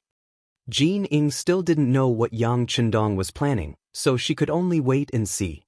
This allowed Yang Chendong's group to enter the capital without any obstructions. The 100-some black cavalry appeared on the streets of the capital in an awe-inspiring manner. Their appearance naturally attracted the attention of the common people, and a piece of news quickly began to spread through the crowd. "This is the Duke of Loyalty, known as the War God. Not long ago, he was ordered by the Emperor to reclaim Tulu City. I heard that just the Mongol cavalry alone killed over 10,000 people and saved countless of our Han people." An elegant young master stood in the crowd and told the news he knew. "What? There was such a thing? Why haven't I heard of it before?" Many of the commoners who suddenly heard this revealed shocked expressions. There was also this person who had a disapproving expression. It was clear that they would not believe this kind of rumor. "Of course you wouldn't have heard of it. Let me tell you, isn't it almost the new year? When the time comes, His Majesty will announce it as a joyous occasion for the entire country. This news is still under lockdown.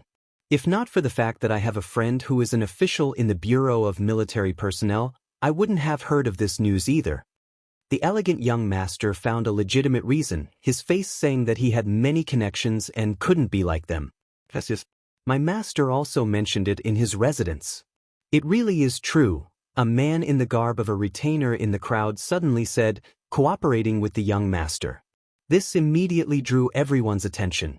For a matter, if one person said it was true, it might not be credible, but when more people said it was true, then it couldn't be treated as idle. For a time, this news blew like a cold wind in all directions, and some people with big mouths began to spread this news out. But as the instigator, the young master and his servant had long disappeared into the crowd. They were originally secret agents of the Security Bureau and were used to playing many roles. What happened just now was just a very common case in the mission. When the news spread, Yang Chendong's carriage was moving through the crowd. It was rare for people to make way for him from afar. This was a form of respect for heroes, but how could it not be a reflection of the people's hearts? The embroidered uniform guards who had been following the carriage were also stunned by this scene. However, it was clearly too late to investigate the source of the news. Seeing how much the common people loved the Duke of Loyalty, they had no choice but to report this news to their superiors. In the imperial palace, Zhu Qiyu, who had also heard the news, was waiting for the latest developments. Suddenly, he heard a report from one of his subordinates. When he heard the rumors on the streets, his face filled with anger, and he suddenly roared, "This is kidnapping, kidnapping! When he went to attack Talu City, when did he receive our edict? What is he trying to do? Does he think that because he has the support of the common people, we don't dare to do anything to him? This is Baiming's capital. Here, we have the final say, we have the final say." Seeing the emperor's anger, Jining dropped to her knees and cried, "Your Majesty, please calm down, Your Majesty, please calm down."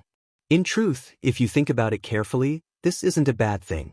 Since this news has spread, it must be the work of the Duke of Loyalty. Doesn't this mean that he intends to gift Talu City to Your Majesty?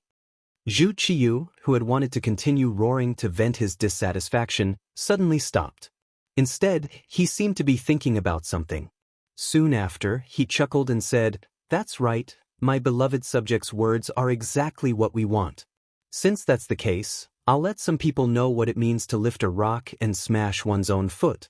How about this? Immediately pass down the order to spread the news that the Duke of Loyalty attacked Talu City on our orders. Let everyone in the world know, ha!" A tiny Talu City naturally didn't enter Zhu Qiyu's eyes. He didn't even consider how many Mongolian soldiers there were in the city or how many Han commoners were under threat. His reputation was nothing more than a good reputation for daring to face the Mongols and raising the morale of the people. "Your Majesty is wise." Jining hurriedly flattered. The delighted Zhu Qiyu laughed heartily as he made his way to the harem. He wanted to share this good news with the Empress and the imperial concubines. As for Yang Chendong, he trusted that the embroidered uniform guard was keeping an eye on him to see if anything had happened. After the decree was issued, news quickly spread throughout the city that Baiming had taken Talu City and that the Han commoners there had been rescued. The commoners were overjoyed when they heard this news. After all, they had always retreated and avoided the Mongol army of the steppe. They rarely took the initiative to attack, let alone take down a city, kill the Mongol soldiers, and rescue the commoners. This news caused the atmosphere of the new year to become even more lively. Some of the wealthier commoners even set off firecrackers in the streets, as if the entire country was celebrating. In this celebratory atmosphere, Yang Chendong's group arrived outside the immortal abode. The manager in charge of the place came out to welcome them, leading them to the best box in the immortal abode, the Sky Room 1. It was almost the new year, and Baiming seemed to be celebrating the prosperity of the country. The capital was bustling with activity, and the business of the immortal abode was getting better and better. Over the past 3 years, more and more merchants and officials had joined the immortal abode. Gradually, The immortal abode became the most luxurious place in the city. It was as if an important friend had come, and if they didn't treat him to a meal, they would be neglecting him. In this atmosphere, the mark of the Yang clan on the immortal abode grew increasingly faint. In the immortal abode, Yang Chendong's group entered a private room and sat down. In a residence 3 streets away from the immortal abode, a vigorous youth pushed open the door and entered. When he saw the official seated in the main hall, he dropped to his knees and said, "This lowly one, Qingguo, pays respects to milord." "Milord, this person is called Qingguo. He is very clever," an embroidered uniform guard official whispered into the official's ear. The person called milord had a rather pale complexion. Even if one looked closely, they wouldn't be able to see any beard at the corner of his mouth. With this insignia, his identity was obvious. He was most likely a eunuch. Eunuchs that the embroidered uniform guard tried to curry favor with tended to have great backgrounds. This was indeed the case. This person's surname was Jin, but his given name was incomplete. He was one of the adopted sons of Jin Ing, the great eunuch of the ceremony bureau. The 13-sword Shen Kuan, who had tried to assassinate Yang Chendong in the south, had been sent by this person.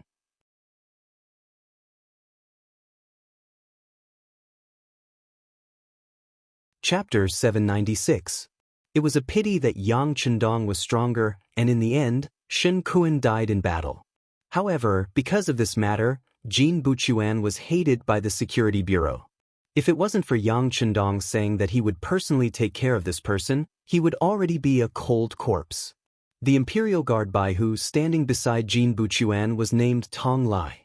He was originally just a hoodlum on the streets, but he relied on his bootlicking skills to enter the Imperial Guard. After relying on Jin Buchuan, he was able to obtain the position of Baihu. It was as if a black chicken had turned into a phoenix. After becoming a Baihu and enjoying the benefits of power, Tong Lai was no longer satisfied with his current position. He wanted to continue climbing up, so he started to rope in capable people. This Qingguo was someone he had his eyes on. Reality proved that his judgment was not wrong. This person that he relied on as his trusted aide brought him good news. They had actually found the Mongol army's spy in the capital and found a place for them to stay. The Mongol army's spy in the capital had always been in existence that gave the Imperial Guard headaches. They came and went without a trace, and their organization was very tight. They were like an annoying mosquito that would appear when you were sleeping and disappear when you woke up to look for them. For this matter, the Imperial Guard had used a lot of manpower and resources, but the results were not what they wanted. Now, they had actually found traces of them and even locked onto their specific location. How could this news not make them excited? Seeing Qingguo appear, it was as if he had seen power and gold. Tong Lai anxiously asked, "Did you find where they are staying? Did they find you?" "We've been changing people to follow them back to the Baihu, so they did not find us. Right now, we still have my brother outside keeping watch." Qingguo answered as expected. She then raised her head and smiled, as if she was asking for a reward. Jin Buchuan saw this, and a trace of disdain appeared in his eyes. People like this only wanted money and power. There was no loyalty in relying on people like this. However, these people were often the best targets to be used because they would do anything for money. It was this appearance that made Jin Buchuan's heart calm down. He also found out from Tong Lai that there was more than one embroidered uniform guard watching them, so the possibility of them being connected was close to zero. Ah, good. If that's the case, then I'll have to ask Brother Qingguo to lead the way. The sound of a male duck's throat was extremely thin, making people feel uncomfortable after hearing it. But at this moment, no one dared to say such a thing. They all lowered their heads and cupped their fists, saying, "Congratulations, sir, for making a new contribution. Let's go." Jin Buchuan, who appeared to be extremely happy, laughed heartily as he walked out of this ordinary little courtyard under the escort of the crowd. Qingguo lowered her head and walked at the very front. Her lowered head revealed a resolute expression, completely different from the flattering smile from before. Other than himself, no one else knew about his other identity. One of the secret agents of the Security Bureau. He was one of the members who had infiltrated the embroidered uniform guard 3 years ago. Because he had never been sent on a mission, his identity was unknown to outsiders. But just a few days ago, when he had just returned home, he had suddenly been captured and brought to an unknown place with his head covered. There he had met his highest superior, the head of the security bureau, Yang San. In his excitement, he had accepted a new mission. From that moment on, Chingwa knew that his opportunity to perform a meritorious service had come. If he performed well, he might even be able to stand out among his peers and bring glory to his ancestors. With this excitement, he carefully studied every detail of the mission, which led to the scene where he took the initiative to appear here today. The others didn't know what Chingwa was thinking. Everyone still treated him as one of their own, following behind him as they walked down the main street. What he didn't know was that every step he took forward was a step closer to death. Following behind Chingwa, it didn't take long for them to arrive at a place bustling with activity. This place was clearly more lively than many other places nearby. If this wasn't the immortal abode, where else could it be? They're here.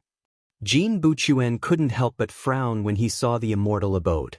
It wasn't because he felt that something was wrong, but because he had just received news that the Duke of Loyalty had come to the immortal abode with his 2 wives. Jin Buchuan felt a bit of fear towards the Duke of Loyalty. Even though this person was so powerful that even his godfather had to avoid him, the main reason was that he was the one who had sent the assassin, Shen Kuan. Even though the assassin was already dead, and there was no proof, if the Duke of Loyalty went crazy, would he be able to reason with him? Jin Buchuan felt a bit uncertain. Beside him, the official Tong Lai didn't know about any of this. As soon as he entered, he only raised his head and glanced at the 3 words, immortal abode, then stopped thinking about it. This wasn't surprising. The embroidered uniform guard only had a goal in mind. They didn't care about the process. So what if it was the immortal abode? A while ago, the embroidered uniform guards had gone to the residence of Hu Shao, the Minister of Rights. They had even taken away his eldest son. Nothing major had happened. Because of this, a small immortal abode was naturally nothing in his eyes. You guys come here. The sharp-eyed Tong Lai discovered several other embroidered uniform guard agents hidden among the commoners. He waved his hand and called them over. Let me ask you, did that Mongol enter this place? Yes, we saw it with our own eyes. The agents all nodded, confirming Chingwa's words. Tong Lai was also a smart person. He never placed all his trust in a single person. Now that everyone was saying the same thing, he couldn't help but believe 90% of it. Alright, since that's the case, Chingwa and you two come with me. I want to confirm it. Tong Lai was a very careful person. Even though Jin Buchuan was here, he wasn't afraid of the immortal abode's powerful background. However, if he didn't have conclusive evidence, he wouldn't make a move so casually. After all, there were many officials who ate here every day. Any small matter that happened here could turn into a huge matter. Jin Buchuan saw Tong Lai's cautiousness and felt extremely gratified. He really was worried that this person would charge in without a care. If that happened, not only would they fail to catch the person, they would also get themselves into trouble. Very good. Go ahead. As long as you confirm that the person we're looking for is here, even if it's the immortal abode, it doesn't matter.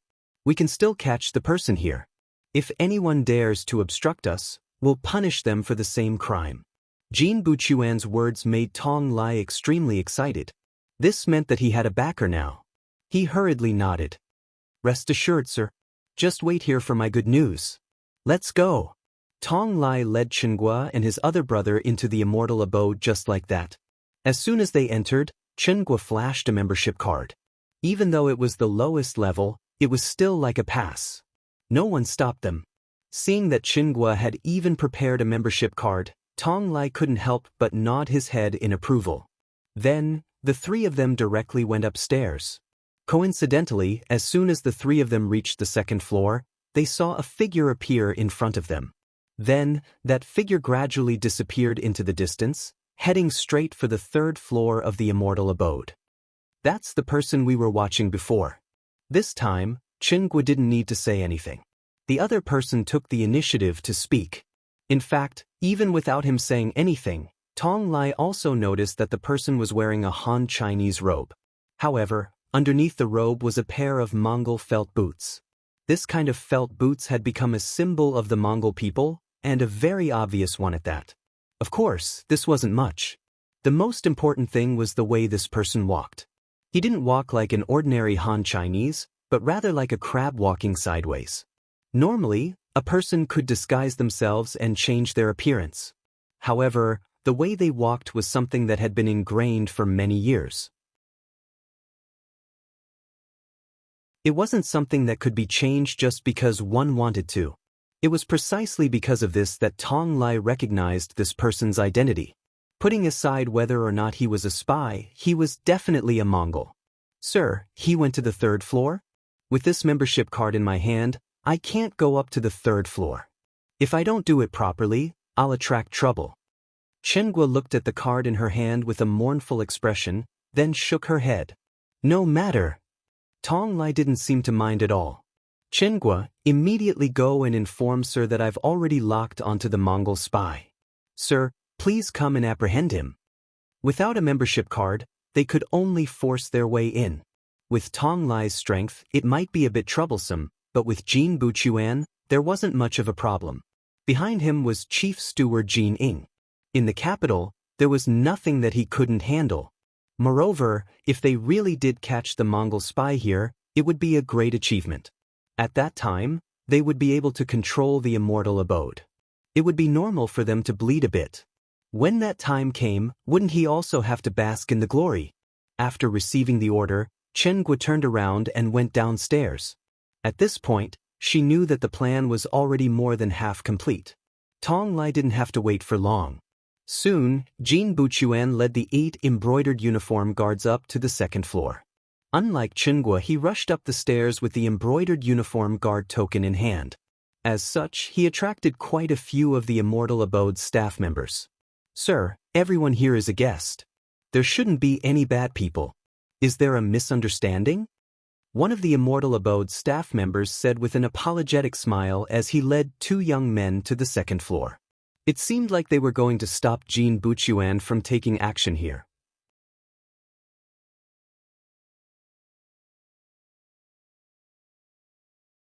Chapter 797. Misunderstanding my ass. This lord discovered Mongolian spies here, and we're going to conduct a search. If you're tactful and cooperate, we can lessen your punishment. Otherwise, we'll throw you into the imperial prison and let you know that sometimes, even death is a beautiful thing. Revealing a ferocious expression, Jin Buchuan used his croaky voice to threaten the steward who followed him. The manager was clearly frightened. He didn't know what to say for a moment. Don't say this and that. Let me tell you, cooperate with us, or we'll arrest you right now. Alright, I'll give you a chance. Go up to the 3rd floor and invite all the guests out. Tong Lai stepped up to the manager's side and flashed the spring-embroidered blade in his hand. He looked like he really would kill at the slightest provocation. This really did scare the manager. Afraid of death, he could only nod. I'll cooperate with you. With the manager leading the way, the waiters on the 3rd floor naturally didn't dare stop them. Jin Buchuan, Tong Lai, and the others smoothly arrived on the 3rd floor. Afterwards, they began to clear out the rooms one by one.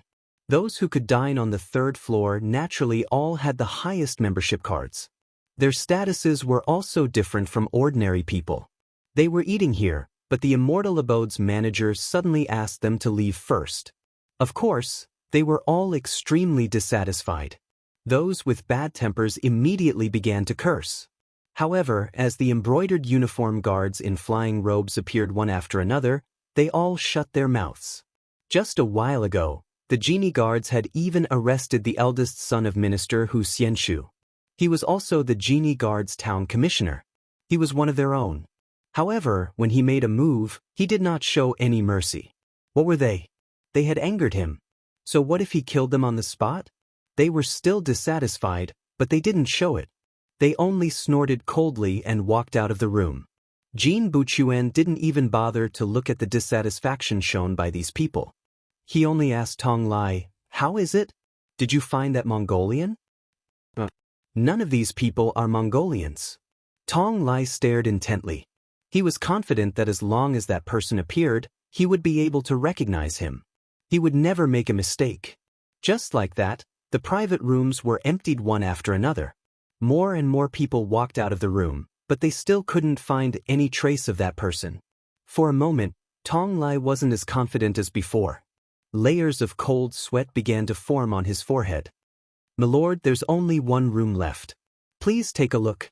That manager looked at Jin Buchuan as if his parents had died and spoke in a pleading tone. "The last room needs to be searched even more. The person we're looking for might be here." Jin Buchuan did not show any signs of stopping. With such a big fuss, if he returned without any results, it was likely that not long after, a memorial to impeach him would appear on the emperor's dragon table. He didn't want to be punished, and his mind was in a mess. He had completely forgotten that the Duke of Loyalty was currently eating in the immortal abode. Seeing how unreasonable Jin Buchuan was, the manager could only lead 2 embroidered uniform guards to knock on the door of the final private room. Without waiting for permission to be emitted from within, they pushed open the door and entered. Soon after, 3 figures flew out. Tong tong. The figures landed on the floor, causing the entire floor to tremble. However, this also caused Jin Buchuan and Tong Lai's eyes to brighten. They actually dared to make an enemy out of our embroidered uniform guards. They must be the people we're looking for. Attack together. Capture them. At this moment, the 2 of them only had eyes for the Mongol agents they were looking for. All other problems had been thrown to the back of their minds. This was a solid achievement, a good opportunity for them to rise in rank and make a fortune. As the 2 of them roared, the embroidered uniform guards behind them also charged forward. This was Baiming's capital, and their intelligence reports had said that the Mongol agents were secretly meeting. There shouldn't be too many of them, only 2 or 3 at most. They had more than 10 people in total, so what was there to be afraid of? In order to become an embroidered uniform guard, one had to undergo a strict test in terms of skill. Even if some people had special talents, they still had to undergo frequent training after entering the organization. After all, when it came to a crucial moment, when they fought with others, they wouldn't care about their status. If they were too weak and let the enemy escape from under their noses, wouldn't that be a slap in the face? The group of embroidered uniform guards who prided themselves on being elites pulled out their spring-embroidered sabers and charged into the private room one after another. However, they didn't know what kind of elites they were going to face next. They were the kind of cold vanguards who were 5 to 10 times stronger than the embroidered uniform guards. They were the kind of veterans who had fought countless battles on the battlefield and were still unscathed. Yes, this private room was Sky Room number 1. It was the place where Yang Chendong, 2nd Madam, and 4th Madam were eating together. Considering that he was eating with Madam, Yang Chendong didn't bring too many people. However, since they were in a foreign place, the other guards were arranged to go downstairs. Beta Persei, Yang Si, Badeo Jiang, Peng Yu, and Shibi were still in the private room. The 5 of them weren't bad at fighting.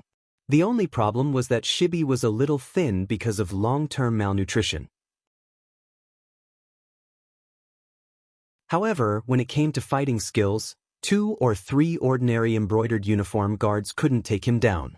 Of course, the figure who had led Tong Lai away was him. This was also the task Yang Chendong had arranged for him early in the morning.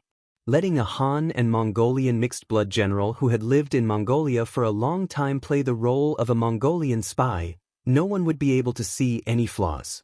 After the mission was completed, Shibi entered Sky Room number 1 and put on a set of black armor that had been stored there for a long time. After changing his clothes, his entire temperament immediately changed.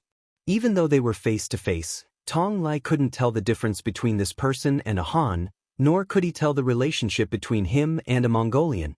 When Jin Buchuan and Tong Lai reached the 3rd floor, chaos broke out outside. Yang Chendong, who was eating with the 2 madams, knew that the fish had taken the bait. However, he didn't panic in the slightest.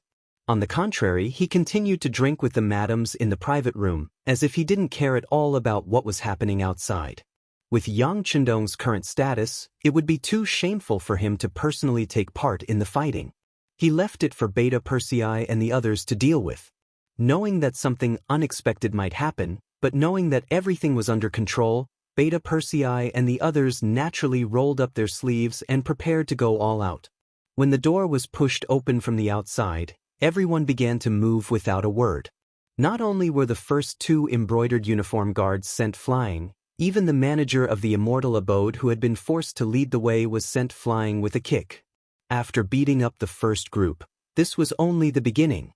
More and more embroidered uniform guards rushed in, brandishing their swords as they attacked. They didn't care at all, and their attitudes were extremely arrogant. Normally, Beta Persei and the others were at the 6th young master's side. Wherever they went, they were respected. Even when facing enemies, they didn't show the slightest bit of fear, let alone these dozen or so embroidered uniform guards. Naturally, they wouldn't be polite. If you don't report your name, then we don't have to ask. Let's beat you up first. Ding ding dang dang. After a few exchanges, all of the embroidered uniform guards who had rushed in were knocked to the ground. Only Jin Buchuan and Tong Lai were still standing. Even Chengua, who had been mixed in with the crowd, had been knocked to the ground. Blood was still dripping from the corner of her mouth. It looked so real. The security bureau was a vertical management. Perhaps Yang Chendong already knew Chengua's identity, or perhaps he didn't. However, Beta Persei and the others definitely didn't know. Therefore, when they attacked just now, they didn't hold back at all. This was actually the perfect disguise. 10 embroidered uniform guard brothers were knocked to the ground. This scene caused Jin Buchuan's chest to heave up and down. Quite a few of these people were wearing the uniform of the embroidered uniform guard. He did not believe that the other party could not see through their identities. Even if they knew, they still dared to attack. Just based on this, these people deserved to die. Jin Buchuan's eyes flashed with anger. He already regarded the people in front of him as dead.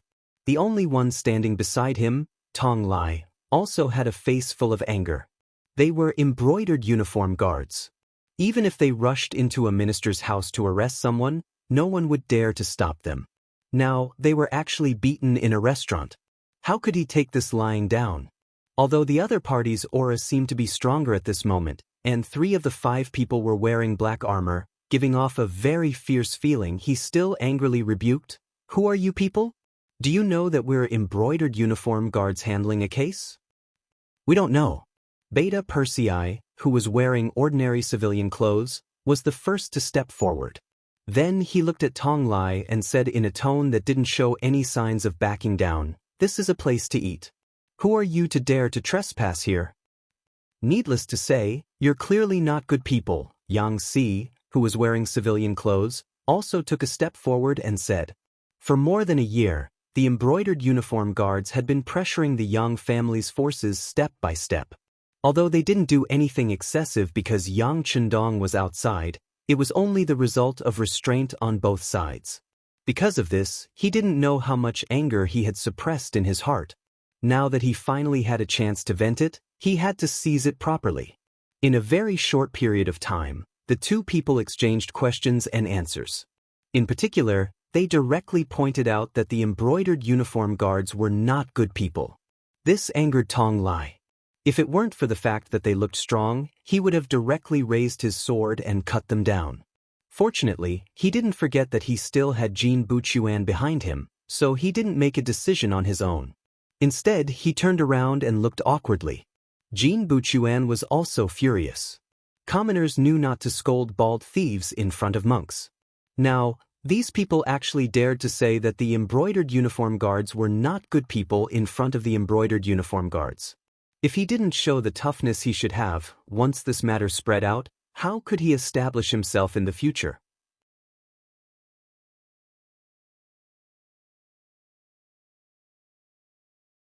Chapter 798.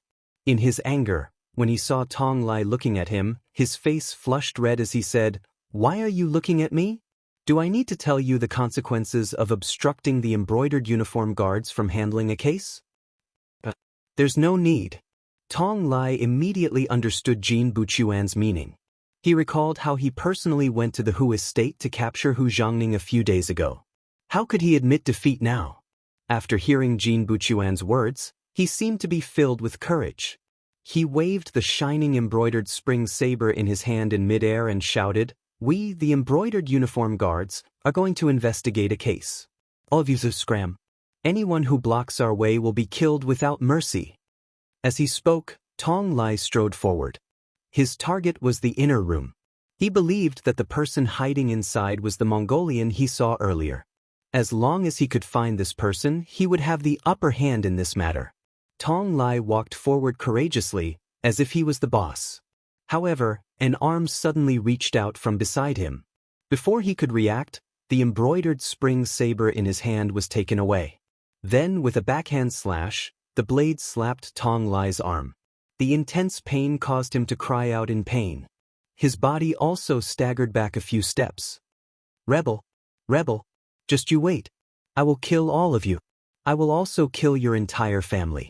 Seeing that there was someone who dared to obstruct the embroidered uniform guards from investigating a case, Jin Buchuan roared hysterically in anger. Then, he decisively turned around and left. As the saying goes, a wise man knows better than to fight when the odds are against him.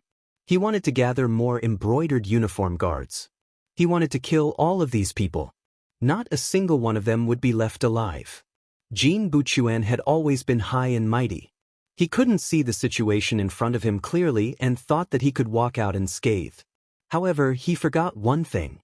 Sometimes, even if he didn't find trouble with others, it didn't mean that others wouldn't find trouble with him. Just as Jin Buchuan turned around, Ba Daojiang, who had received Jin Buchuan's instructions, leaped forward and arrived behind Jin Buchuan. Then, he extended his large hand. Jin Buchuan, who was about to walk out, suddenly felt his neck tighten. Then he was sent flying. His body did a 180-degree spin and fell to the ground with a plop. This hit made him see stars. All the bones in his body seemed to have become soft and sore at this moment. Jin Buchuan, who had been smashed into a daze, opened his eyes after about 5 or 6 breaths of time. What he saw was the scene of him kneeling on the ground. Then he shook his head violently and said, "What are you trying to do? Do you know who I am?" No one answered Jin Buchuan's question. Only a few pairs of eyes coldly stared at him. It was as if they were staring at a dying mad dog. Apart from coldness, there was only coldness in their eyes. Jin Buchuan felt his entire body turn cold. He suddenly realized something. Now wasn't the time for him to show off. Instead, it was a problem of whether or not he could protect himself. None of the people in front of him seemed easy to deal with. Just as Jin Buchuan's mind gradually cleared up, the door to the innermost room in the sky room number 1 finally opened. A figure also walked out. As this person's footsteps gradually approached, an indescribable pressure slowly formed, causing Jin Buchuan, who was still half kneeling on the ground, to feel his hair stand on end. The person who had come was tall and his footsteps were steady. There was also a smile on his face that didn't fit the current atmosphere. However, even though there was a smile on his face, Jin Buchuan didn't know why, but when he raised his head and looked at him, he felt suffocated. He had already seen the appearance of the person who had come, so his mouth was wide open at this moment. "Duke of Loyalty. You recognize me." As if he was very surprised that Jin Buchuan was able to recognize him, Yang Chendong's smile grew even wider. However, this sort of smile could be described as the smile of a demon. Reality also proved that after he smiled, Yang Chendong's expression suddenly turned cold. "Since you recognize me, you still dare to come and find trouble for me, and even say that you will exterminate my 9 generations? I really don't know who gave you the guts." Only now did Jin Buchuan realize how big of a mistake he had made. Although the Duke of Loyalty was feared by the Emperor, he wasn't an existence that would be publicly provoked. He had heard from many of his colleagues that if the Emperor really wanted to deal with the Duke of Loyalty, he wouldn't have allowed him to enter the capital. This was an existence that even the Emperor didn't want to provoke. He had just said that he wanted to exterminate his 9 generations, and so many of his brothers had heard it. At this moment, It seemed like he wouldn't be able to clear his name even if he fell into the Yellow River. When he thought of the severity of the problem and how his godfather would deal with him after he returned, Jin Buchuan's legs that were originally half-kneeling suddenly all knelt down. Then, like a pug that was wagging its tail to its master, he crawled forward several steps until he was 2 meters away from Yang Chendong. Duke of Loyalty, it's all this lowly one's fault. I didn't know you were here. You didn't know I was here? Don't you know where this place is? Don't you know what the number 1 heaven room represents? After mingling in the capital for so long, there's no need for you to deny it. I can see that you're here for me. It's just that you're not strong enough to kill me, so you want to admit your mistake and escape first. But once I let you go, I'm afraid that a large group of embroidered uniform guards will immediately surround this place. You've probably wanted to kill me 100 times before you're satisfied, right? As Yang Chendong spoke, he slowly squatted down and looked at Jin Buchuan as though he was looking at a dead dog. Your scheme didn't succeed, and you're thinking of begging for mercy now. Isn't it a little too late? If anyone who wants to kill me can leave safely, I'm sure that everyone will want to try their luck in the future. Sigh, although I'm a soft-hearted person, I won't allow others to threaten my safety for no reason. Thus, I can only wrong you a little. Deal with these 2 leaders. I've already said that I'm a soft-hearted person, so I'll only punish the leaders. But if there's anyone else who doesn't have eyes the next time, I'll kill them all. Leave no one alive. These words seem to be in order for Beta Persei and the others, as well as a death sentence for Jin Buchuan. But at the same time, they also seem to be for the embroidered uniform guards who had been beaten to the ground, their faces swollen and bruised. After saying all this, he didn't even look at Jin Buchuan. He turned around and walked back into the private room. There were still 2 madams waiting for him. Since they were out for a meal, it was best not to let some matters affect their appetite. As Yang Chendong's figure gradually disappeared into the distance, Jin Buchuan's face turned ghastly pale. He finally remembered that the Immortal Abode's number 1 room could only be used by 2 people. One of them was the current emperor. In this regard, Zhu Qizhen of Yingzhong would often visit this room. Of course, Zhu Qiyu of Daizhong also had this right now. The second person was the Immortal Abode's biggest boss, Yang Chendong. This place was originally his property, so he could obviously spend his money wherever he wanted. This was something everyone was familiar with. But just then, Jin Buchuan had completely forgotten about this. He'd rushed in without even looking. This should have been planned ahead of time. Jin Buchuan was still in a daze. While he was still regretting his impudence, the scene in front of him once again drew all of his mental energy over. While he was in a daze, Beta Persei had already lifted Tong Lai up and brought him in front of Jin Buchuan like a dead dog. Second brother, leave this person to me. How about you kill the big one? As if he didn't want Beta Persei to monopolize the limelight, Yang Si chuckled and also walked over. All right, then we'll each take one. Beta Persei seemed to be someone who readily accepted good advice. He listened to Yang Si's suggestion. He tossed Tong Lai to the ground and reached out his hand to grab Jin Buchuan. In just a moment, Yang Si had already arrived in front of Tong Lai with a sharp dagger. He first smiled, then raised his hand and brought the dagger down. A piece of fresh flesh flew into the air. But to everyone's surprise, only a piece of flesh flew out. There was no blood. Just from this point alone, one could tell that Yang Si was already a qualified butcher. He knew how to do it without drawing blood and still cut off a piece of flesh. This isn't good. You're already starting. Don't act shamelessly. It was as if they were playing a game. Seeing that Yang Si had already taken the lead and swung his dagger, Beta Persei chuckled and also took out a sharp dagger. This scene frightened Jin Buchuan. With Tong Lai as an example, how could he not know what the other party was going to do? Not only was he going to kill, but he was going to torture him to death. This was the method he used to deal with others. In his shock, when he realized that Yang Chendong really dared to kill him, Jin Buchuan was finally terrified. He opened his mouth and shouted, "What are you doing? Do you know who I am? I'm going to..." Swoosh! Blood and flesh flew out. A chunk of fat flew out from under Jin Buchuan's ribs, separated from his body. The one who attacked was Beta Persei. He slashed again and again. As he cut off piece after piece of fat, he did not forget to say, "You don't even King know who you are, so how would we know who you are? People with your IQ shouldn't live in this world and waste food."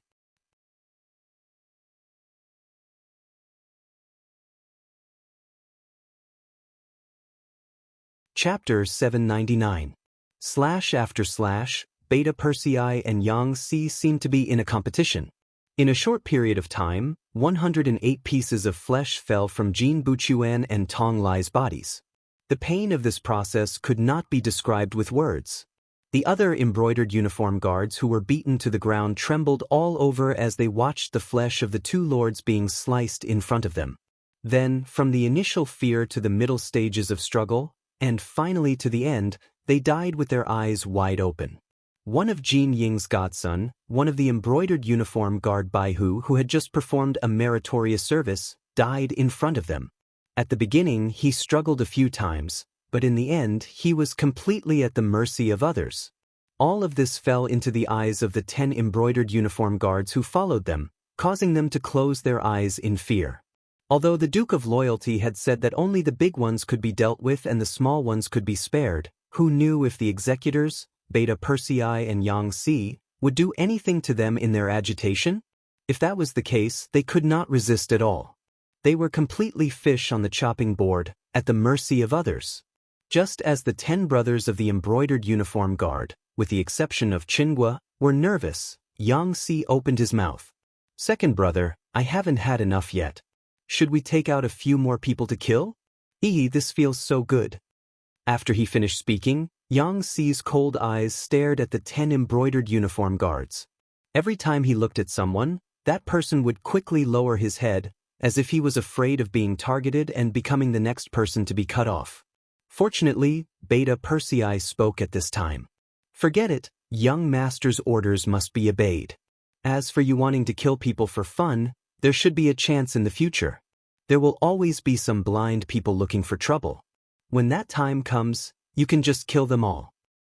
Who knows, they might even make a move on us in the future. But they won't." This time, there was no need for anyone to teach them. The 10 embroidered uniform guards answered honestly, shaking their heads as they spoke. They looked like they were about to swear an oath to prove their innocence. They weren't just saying that to save their lives. They were really scared. Who was Jin Buchuan? He was the adopted son of their chief eunuch. However, Yang Chendong killed him just like that. Although he didn't give Jin Buchuan a chance to prove his identity, no one would believe that the loyal duke didn't recognize Jin Buchuan's identity. Thinking about it, Lien Jinying's adopted son was killed without any hesitation. There was no room for reconciliation. What were they? He was just an ordinary person wearing the identity of an embroidered uniform guard. Perhaps this could be used to scare some ordinary people and officials, but if he wanted to scare the Duke of Loyal Heart, he could forget about it. None of them wanted to die. The 10 of them shook their heads in unison. Their words fell into Beta Persei's ears. He dug his ears as if he didn't hear them clearly. You don't have to be so loud. I've remembered what you said. Since you are so sensible, when you go back, persuade your other colleagues to try. My 4th brother's knife is very sharp. He can kill without spilling blood. Yes, please rest assured. When we go back, we will be honest people. We will also tell our friends to be good people. We definitely won't dare to cause trouble again. We won't dare. With today's lesson, who would want to be enemies with the Duke of Loyal Heart? Not only that, they would probably advise their friends to not get involved in this mess in the future. Jin Buchuan and Tong Lai were dead, but this matter wasn't over. Just as the 10 embroidered uniform guards were shaking their heads to express their determination, a black-armored soldier rushed up from downstairs. He didn't even look at the fallen embroidered uniform guards. His eyes were wide open. Jin Buchuan and Tong Lai's lifeless bodies didn't attract his attention either. He strode up to Beta Persei and whispered, "Big brother Beta Persei, a large group of embroidered uniform guards have arrived downstairs. They've already surrounded this place. "Brothers, what should we do?" The newcomer was the captain of the first guard, Chiovi. As he spoke, he revealed an expression that suggested he was ready to fight. From the looks of it, he clearly didn't place the embroidered uniform guards outside the immortal abode in his eyes. In reality, the immortal abode was indeed under layers of protection. Not only were there 2 guards in the building ready to counterattack at any time, but they were also there. In the nearby streets, Commander Xiao Feng and the Cold Vanguard warriors were ready to fight at any time. It was true that the immortal abode belonged to Yang Chendong, but it was also located in the capital of Baiming. In a place like this, the slightest carelessness could lead to an irreparable mistake. For this reason, Yang Chendong had naturally made all the necessary arrangements, including a few backup plans. The so-called backup plans were Iron Tiger's Wolf Fang special forces hidden around the palace. As soon as the battle began, they would be prepared to bombard the palace. Although it would be difficult for them to charge into the palace with just a few dozen people, creating a huge commotion wouldn't be a problem. In fact, their goal was to scare the emperor into wetting his pants. Although this was a bit of an exaggeration, Zhu Qiyu, who had never seen a real gun before, might really satisfy their demands. It was precisely because he had made all the necessary arrangements that Yang Chendong didn't show any mercy to Jin Buchuan and Tong Lai. One of them had sent an assassin like Shen Kun to kill him, while the other had dared to disrespect his father-in-law and go to the Hu estate to capture him. The target of killing these 2 people was very obvious.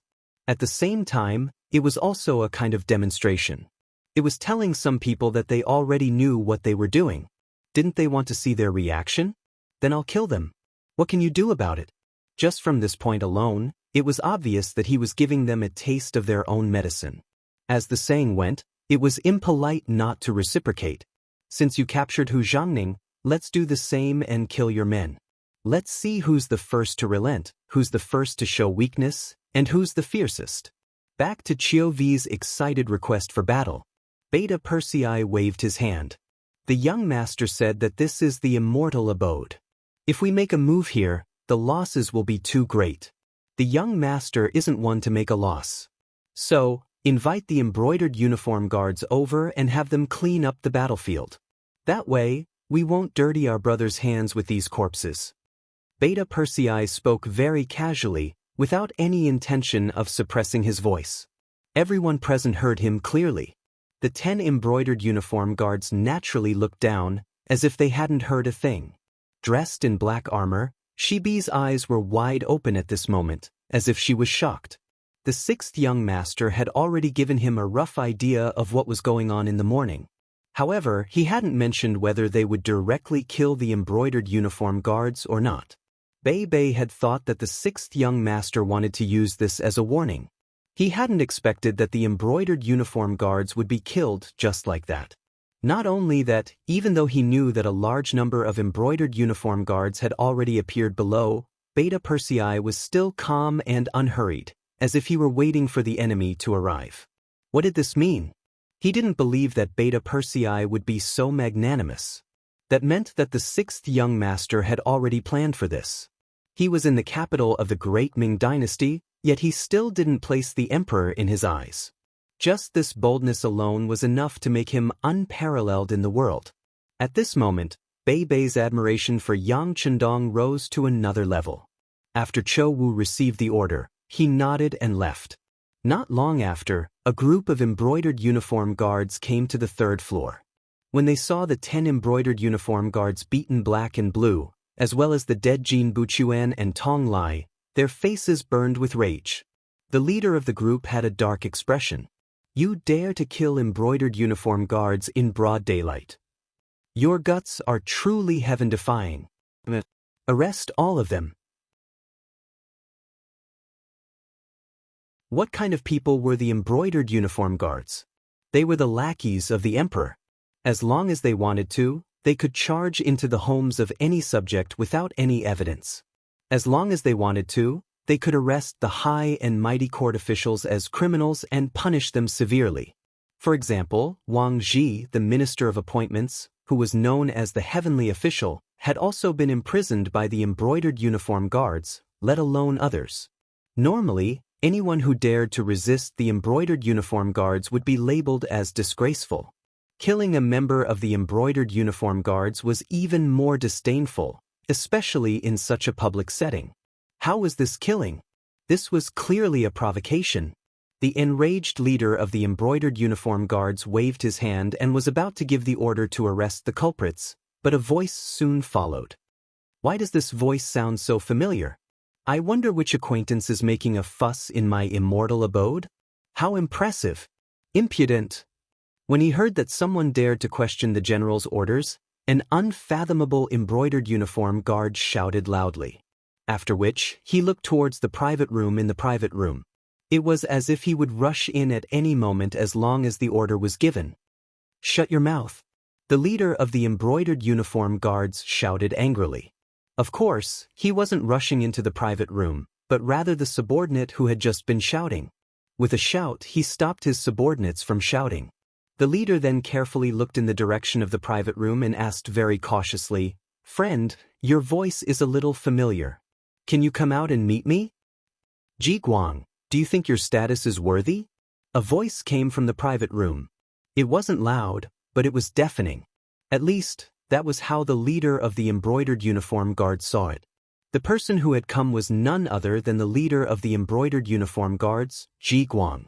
This was the person who had almost had his leg broken by Yang Chendong.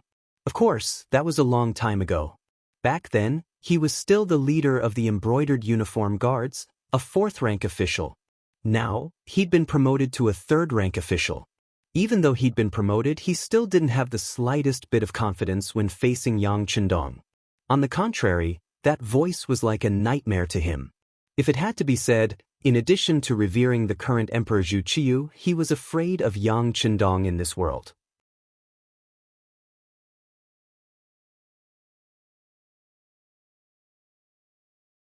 Chapter 800. He was afraid. Because it was precisely this person who had almost taken his life. But after the incident, not only did he have to apologize, he also had to act as if he was completely willing to do so. How was this something an official of the embroidered uniform guard would do? From that moment on, he knew that there were always some people he couldn't afford to offend. Without a doubt, the Duke of Loyalty and Courage was one such person. At first, he felt that the voice in the private room sounded familiar. When he heard the other party call out his name, he knew that he wasn't hallucinating.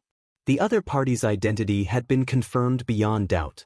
Since that was the case, how could he dare show the slightest bit of disrespect? He immediately did something that shocked the other embroidered uniform guards. "So it's the Duke of Loyalty and Courage. Ji Guang pays his respects to you." "Enough, there's no need for such formalities. Since you know that this Duke is here, go find someone who can keep his word. Otherwise, this Duke will return to the Yang clan manor in 2 hours. If there are any consequences, you all will have to bear them. You may leave." Not only did he refuse to see Ji Guang, but he also wanted to meet someone with more authority. He even set a time limit for the other party. In this world, the only person who could treat the embroidered uniform guards in such a vile manner was probably Yang Chendong. Logically speaking, this was equivalent to humiliating someone. No matter how capable and powerful you were, you still had to show your face, right? Was it really good to be so arrogant? Good, it really was good. At the very least, Ji Guang didn't find anything wrong with it. In fact, after knowing that the Duke of Loyalty and Courage was inside, he even extinguished any thoughts of meeting him. Since their statuses weren't equal, what was the point of meeting him? Was he trying to make things difficult for himself? "Duke, please wait for a moment. This humble one will report this matter to the higher-ups. I believe that someone with more authority will come very quickly." Ji Guang was tactful. He clasped his hands and bowed. Then, without daring to look at the corpse on the ground, he turned around and left. Ji Guang came quickly and left even faster. After leaving the immortal abode, he personally rode his horse towards the nearby imperial palace. As he galloped, he almost knocked over a commoner who couldn't dodge in time. However, he didn't slow down at all. Within the imperial palace, Jin Ying was waiting for news from outside. After obtaining Talos City for free, the Daizong Emperor left happily. He became a hands-off shopkeeper and left everything to himself. As Jin Ing received her orders, she also summoned the commander of the brocade guards, Lu Gui. Together, they guarded the palace and waited for news. They didn't have to wait for long before Ji Guang appeared. When he saw the two people in front of him, he knelt on one knee and said, "Eunuch Jin, Commander, things aren't looking good." With a sigh, Ji Guang recounted everything that had happened in the immortal abode. Time was of the essence, and he didn't know much about the situation. He didn't even know why the two sides were in conflict. He was just telling them what he saw objectively. Of course, he couldn't forget Yang Chendong's following request. He had to give an answer within 2 hours, or he would leave. Jin Buchuan had actually died, and in the immortal abode at that.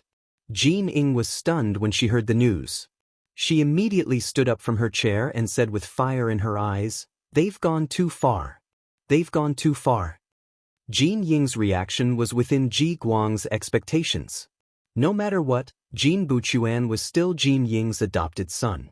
Even though he hadn't been favored as much recently, and had even been given the cold shoulder, his identity as her adopted son was not fake. Now, not only had he been killed, it had been done in front of everyone.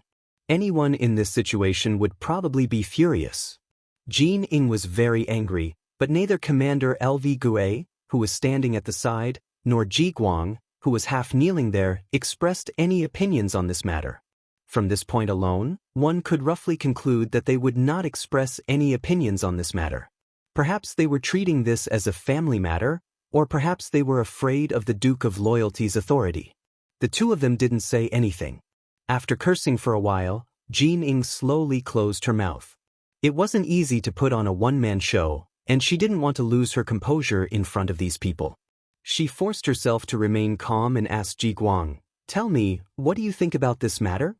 Since you're not going to say anything, I'll force you to. This is one of the privileges of a superior." Ji Guang, who was called out, felt a bit annoyed, but he didn't show it on his face.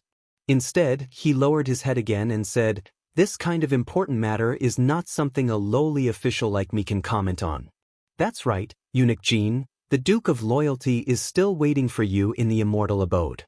He said that if he doesn't see anyone willing to talk to him within 2 hours, he'll go to the Yang clan manor." "What?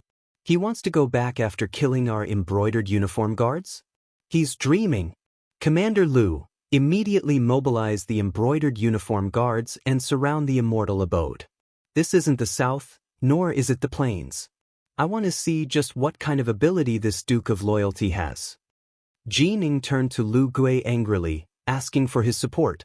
The Great Ming Dynasty's political system was made up of 3 main factions: the imperial power, the scholarly faction, and the eunuch faction.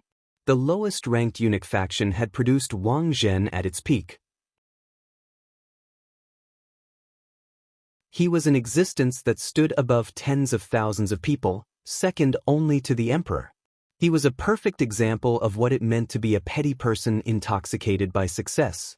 However, ever since the Tumu Castle incident and Wang Zhen's death, the eunuch faction suffered a heavy blow. Zhu Qiyu, who was waiting for the throne, seemed to have learned his lesson and didn't place too much importance on the eunuchs.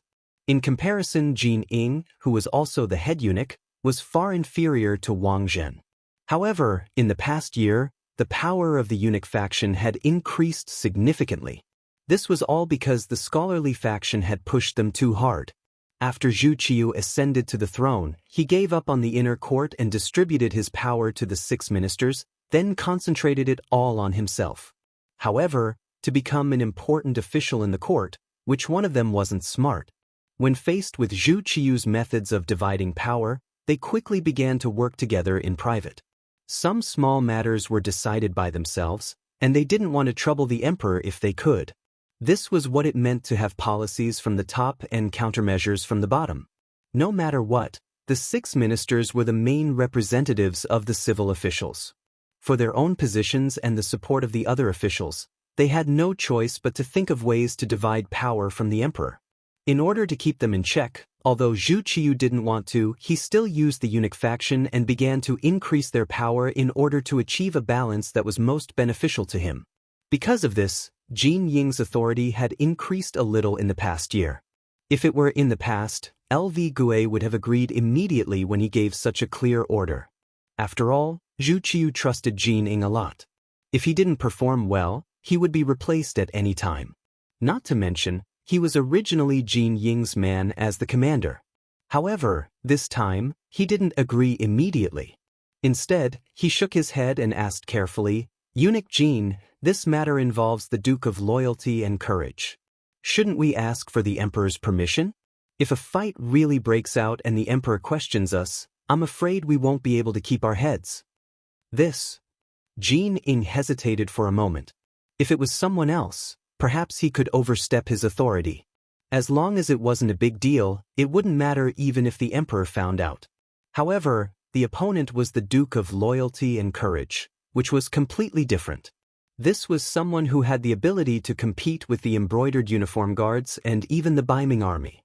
Once this person was involved, a small matter would become a big matter. All right, this eunuch will go ask for the Emperor's permission now. After thinking about it, this matter involved a lot and was far from something he could make a decision on his own.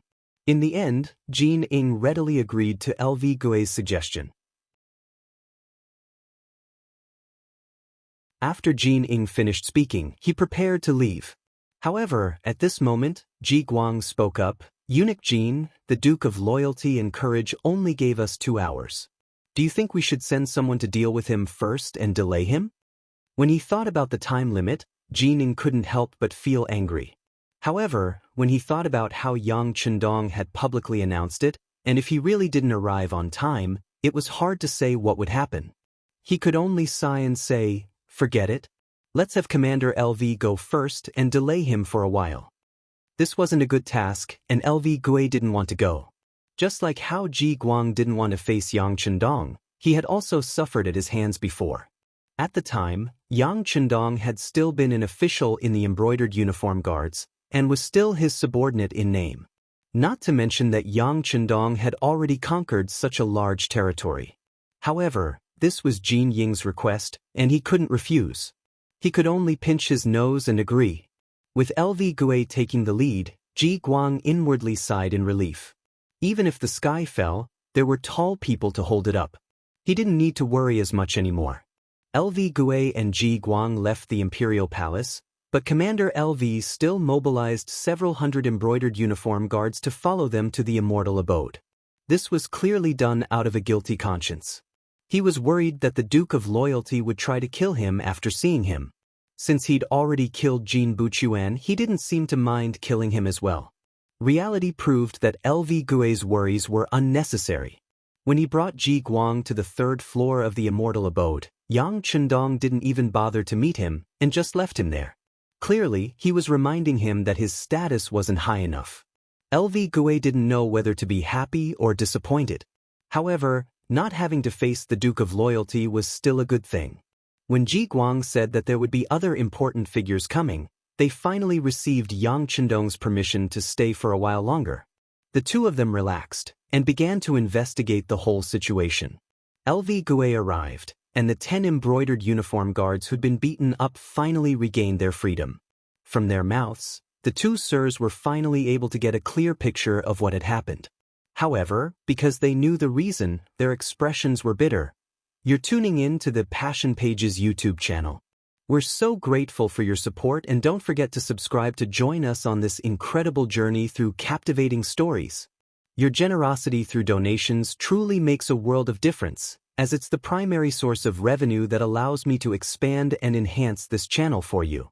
Thank you from the bottom of my heart for being a part of this adventure.